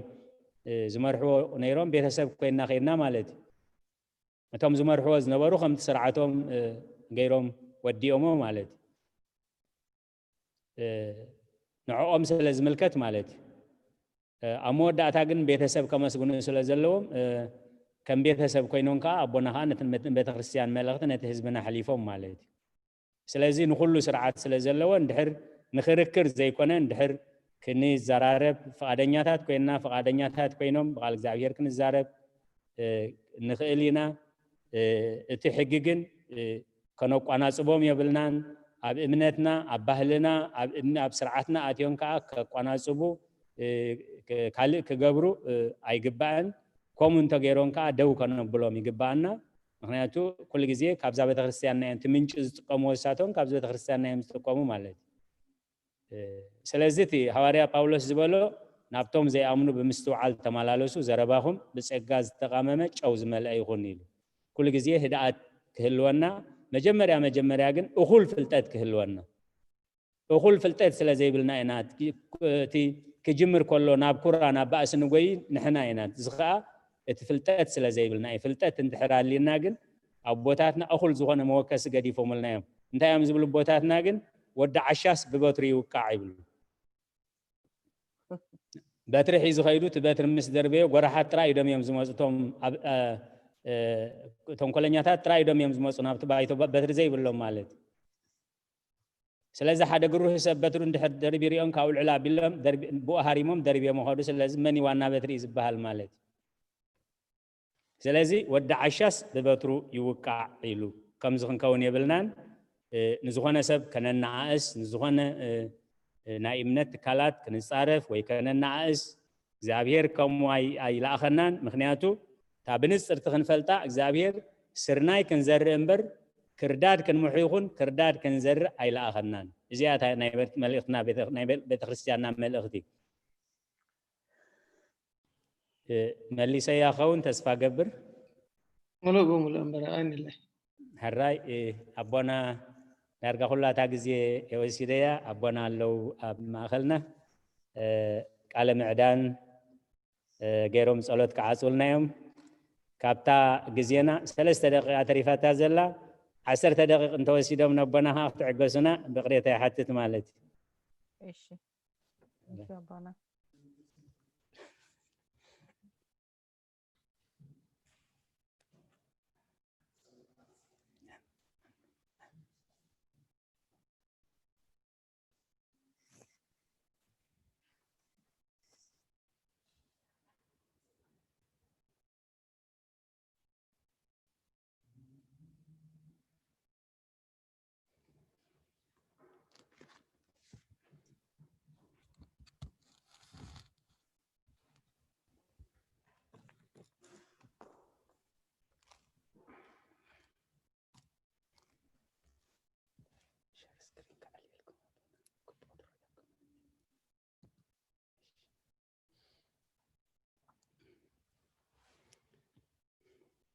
ራይ ቃለ ሕይወት የስማዓልና አቦና አቦይ መርጌታ ዝተማሃርናዮ ቃሉ ድማ ኣብ ልብና ይሕድረልና ጎዳኢ ዘተ ምልላይ ዝብል ዓብ ርእስቲ ካብኡ ድማ ንኡሳን ኣርእስቲ ገረምዮም ኣቦና ክምህሩና ኣምስዮም ጽሒፍናዮ ክንከውን ወረቐት ኣስፊርናዮ ክንከውን እሞ እና ደጋገምና ድማ ክንጥቀመሉ ኣጸቢቕና ከነጽንዖ ድማ እግዚኣብሔር ይሓግዘና حنت قال كتقسيه كابتي غدا ازته مللاي زبلا رستي كابتي نؤسار استدما مزي عره كابو مرحاق رحاق زبل قال كاب እግዚአብሔር እዩ ፈቲንካዮ ዘይኮነልካ حسبكايو زي كونلكا جميركايو دما زي كونلكا تخوينو انتاي مقباري زلو مرحاق يو زلو أبرا يوحنس معراف 18 فقدي 4-5 بزعبا بابيلون يززارب بابيلون بتا اب عراق زلا كتما زي كونه بابيلون بمنتهى تقلت بابيلون ناي منتهى ملكت يا انت دايلنا ناي كله سرحاتيات كفاءات ملكت ايا اما ابتر يوحنس معراف 18 فقد 4-5 تاي زبل كاب سماي دما خالي دمص سمعخو كم زبل اتوم حزبي حاتياتا سع سماي تصفصفو املاخ دما امصا ذكيرو يمو ابت حاتياتام انت غيت تصنبرو كابت معاتاون انت غيت كافلس كاب انتاي غبرو وصو كاب انتاي غبرو راحقو ምክንያቱ ኣብቲ ፀገም ኣብቲ ሓጢያት ኣብቲ ኣበሳ ዘለዎ ስቕ ኢልካ እንደደኣ ተፀቢኻ ስቕ ኢልካ ድማ እንተደኣ ርኢኻ ኣብቲ ከተዕርዮ ከተጥፍኦ ዘይግባእ ዘይትኽእል ኣብኡ ፀኒሕኻ እንተደኣ ዘይርሒቕካ ክትልከም ስለትኽእል ካብቲ መዓታውን ምእንቲ ከይትካፈሉስ እንታይ ግበሩ ካብኡ ረሓቁ ሎሚ ምልላይ የድልየና ንመን ክንርሕቕ ንመን ክንቀርብ ንመን ክንሕዝ ንመን ክንገድፍ መኒ ናህና መኒ ድማ ዘይናህና መኒ ዝጠቕመና መኒ ድማ ዝጎድኣና ከነለሊ እሞ ነቲ ክንጠብቆ ዝግባኣና ክንጠብቆ ነቲ ክንርሕቆ ዝግባኣና ድማ ክንርሕቆ ንኣምላክ ቅረብዎ ንዲያብሎስ ድማ እንታይ ግበርዎ ንየበልዎ ካብኡ ድማ ረሓቁ ውን ኢልና እዩ ሃዋርያ ያዕቆብ እሞ ከምቲ ኣቦና ክምህሮና ዘምሰዩ እቲ ጠቕመና እቲ ዘርባሓና እቲ ናብ ኣምላኽ ዘቕርበና እቲ ሰማያዊ ርስቲ ዘውርሰና ፈሊጥና ኣፅኒዕና ንኡ ክንሕዝ ነቲ ጎዳኢና ነቲ ናይ ዓመፃ ነቲ ናይ ሓጢያት ዝኾነ ድማ ኣለሊና ካብኡ ክንርሕቕ ካብኡ ክንወፅእ ድማ እግዚኣብሔር ይሓግዘና ነቦና ደጊመ ስለቲ ዝመሃሩና ቃል ቃለ ህይወት የስምዓልና ንሕና ድማ ሰሚዕና ኣብ ክንዲ ሓደ 30-60 ሚእቲ ሰናይ ፍረ ክንፈሪ እግዚኣብሔር ይሓግዘና ፅባሕ ቀዳም 3 ጥምቀት ኣሎና ልክዕ ከም ሰንበት 6 ክንጅምር ኢና እሞ ኣብ በቤትና ኮይንና ድማ ናይቲ ዝግበር ስርዓተ ኣምልኾ ተኻፈልቲ ክንከውን ኣብ በቤትና ኮይንና ናብቲ ዝበፅሕ ጸሎት ድማ ክንሳተፍ ቤተ ክርስቲያን ትዕድም ኣላ እሞ ንኩልና ናይ ፅባሕ ሰባት ገይሩ ኣብቲ ዝግበር ናይ ኣምልኾ ጸሎት ንኩልና ተኻፈልቲ ክገብረና እግዚኣብሔር ኣምላኽና ድማ ሰናይ ፍቓዱ ይኹነልና ኩልና ሓንሳብ ንጸሎት ሓፍ ንበል ብጸሎት ክንዓፁ ኢና በስመ አብ ወወልድ ወመንፈስ ቅዱስ አሃዱ አምላክ አሜን። ቅዱስ ቅዱስ ቅዱስ እግዚአብሔር አምላክና ስለዛ መዓልቲ እዚኣን ስለዛ ሰዓት እዚኣን ስለዚ ቤት እዝን እግዚአብሔር አምላክና ስለቲ ኣብ ኩሉ ዘለናዮ በብኹርንዑ ቤትና እውን ኩሉ ዝሃብካና ነመስግነካ ኣሎና اتخلو ذهب كان دما أملاخنا نعاخا نخبري نعنا دما ندحنات نبرخت قبرلنا كله أقدمنا قدم تمرتي زبصحنا يصلات السغا سميع خاين تكون تسفى نقبر نتنسغا أبونا حديركا زمهار كان دما كنبرلو أبكن دحده 30 يتسناي فرا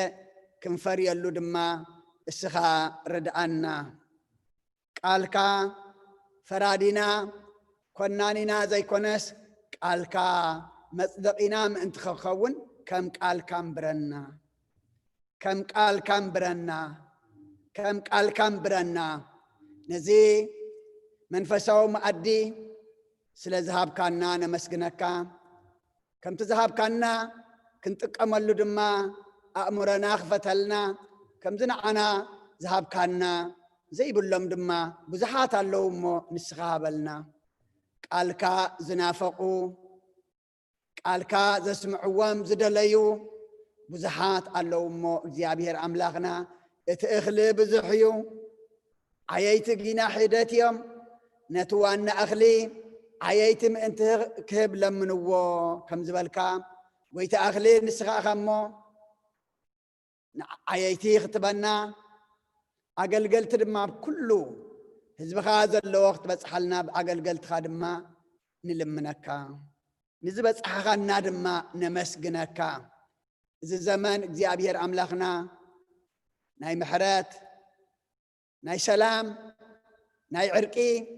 ناي نسحا زمان غيرنا خنطقملو دما السغارد عنا